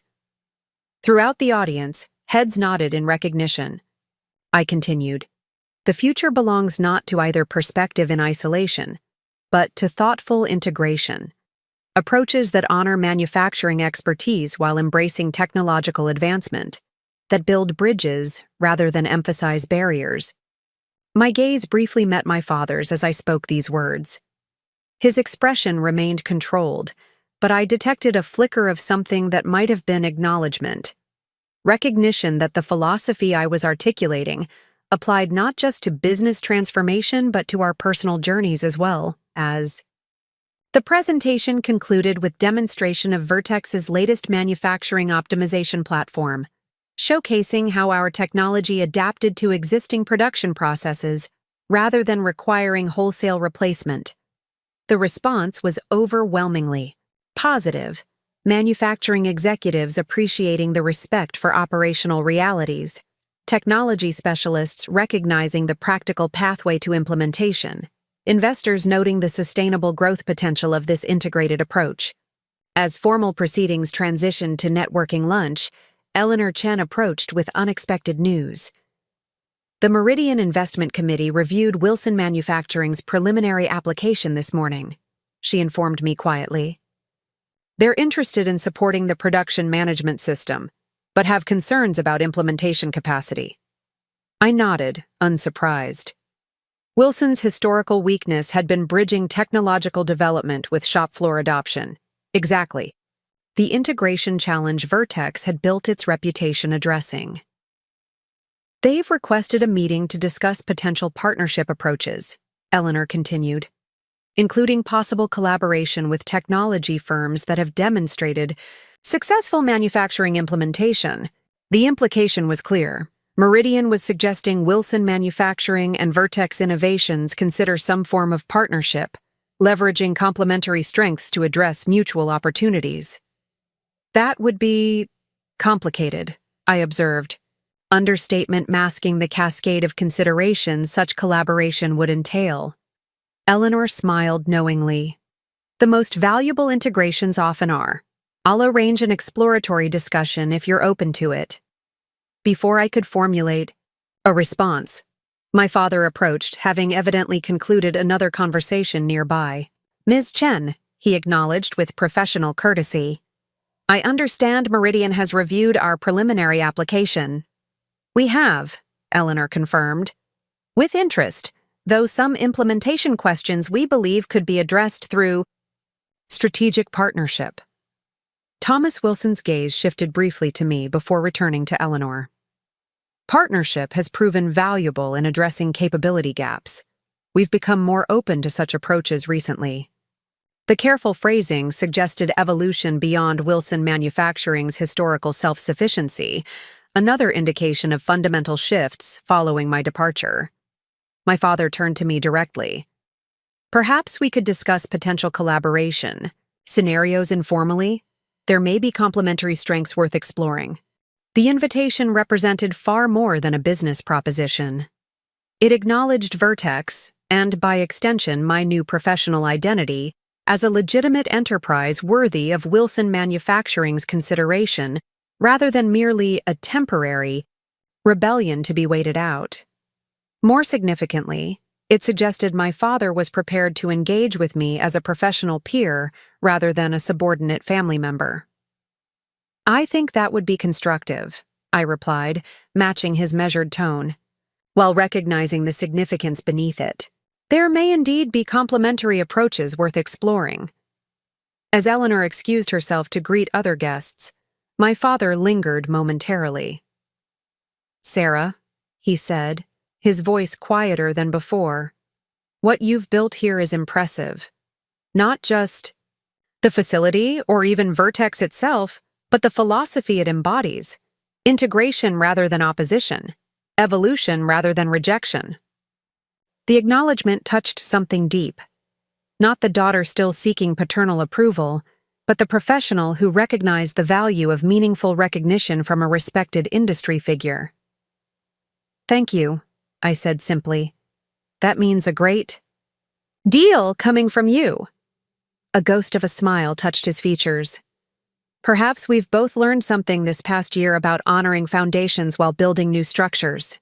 As he moved away to rejoin his colleagues, I felt a sense of completion that had eluded me since leaving Wilson Manufacturing. Not reconciliation exactly. Too much had transpired for simple restoration of previous patterns, but transformation of something broken into something whole, if fundamentally changed. The remainder of the opening event unfolded successfully, with demonstrations, discussions, and connections forming throughout the afternoon. By the time the last guests departed, Vertex's Chicago Innovation Hub had clearly established itself as a significant new presence in the Midwestern manufacturing ecosystem. Not merely a technology company's satellite office, but a genuine bridge between traditionally separate domains. That evening, as the team celebrated our successful launch, Michael raised his glass in a toast. To Sarah Wilson, he declared, who taught a technology company to respect manufacturing wisdom while helping manufacturing executives embrace technological possibilities. The integration visionary we didn't know we needed. The characterization prompted reflection as congratulations flowed around me. When I'd left Wilson Manufacturing, I'd defined myself primarily in opposition, rejecting nepotism, hierarchy, and limitation. The journey since had transformed that reactive stance into something more integrated, a professional identity that honored valuable aspects of my manufacturing heritage while embracing technological possibilities. The final test had not been merely surviving my father's presence at today's event, or even navigating potential business collaboration between Vertex and Wilson. It had been demonstrating to myself that I could engage with my past without being diminished by it, that I could incorporate valuable foundations while building new structures better aligned with my capabilities and vision. Later that night, Alone in my temporary Chicago apartment, I stood at the window overlooking the familiar skyline of my hometown. The city appeared unchanged, its architectural landmarks illuminated against the night sky, just as they had been throughout my childhood. An early career, yet my perspective had shifted fundamentally, no longer viewing Chicago through the lens of Wilson Manufacturing's interests or my place within family hierarchy. My phone chimed with a message from Lisa. Heard the launch was a triumph, especially the unexpected Wilson Manufacturing connection. Full circle moment?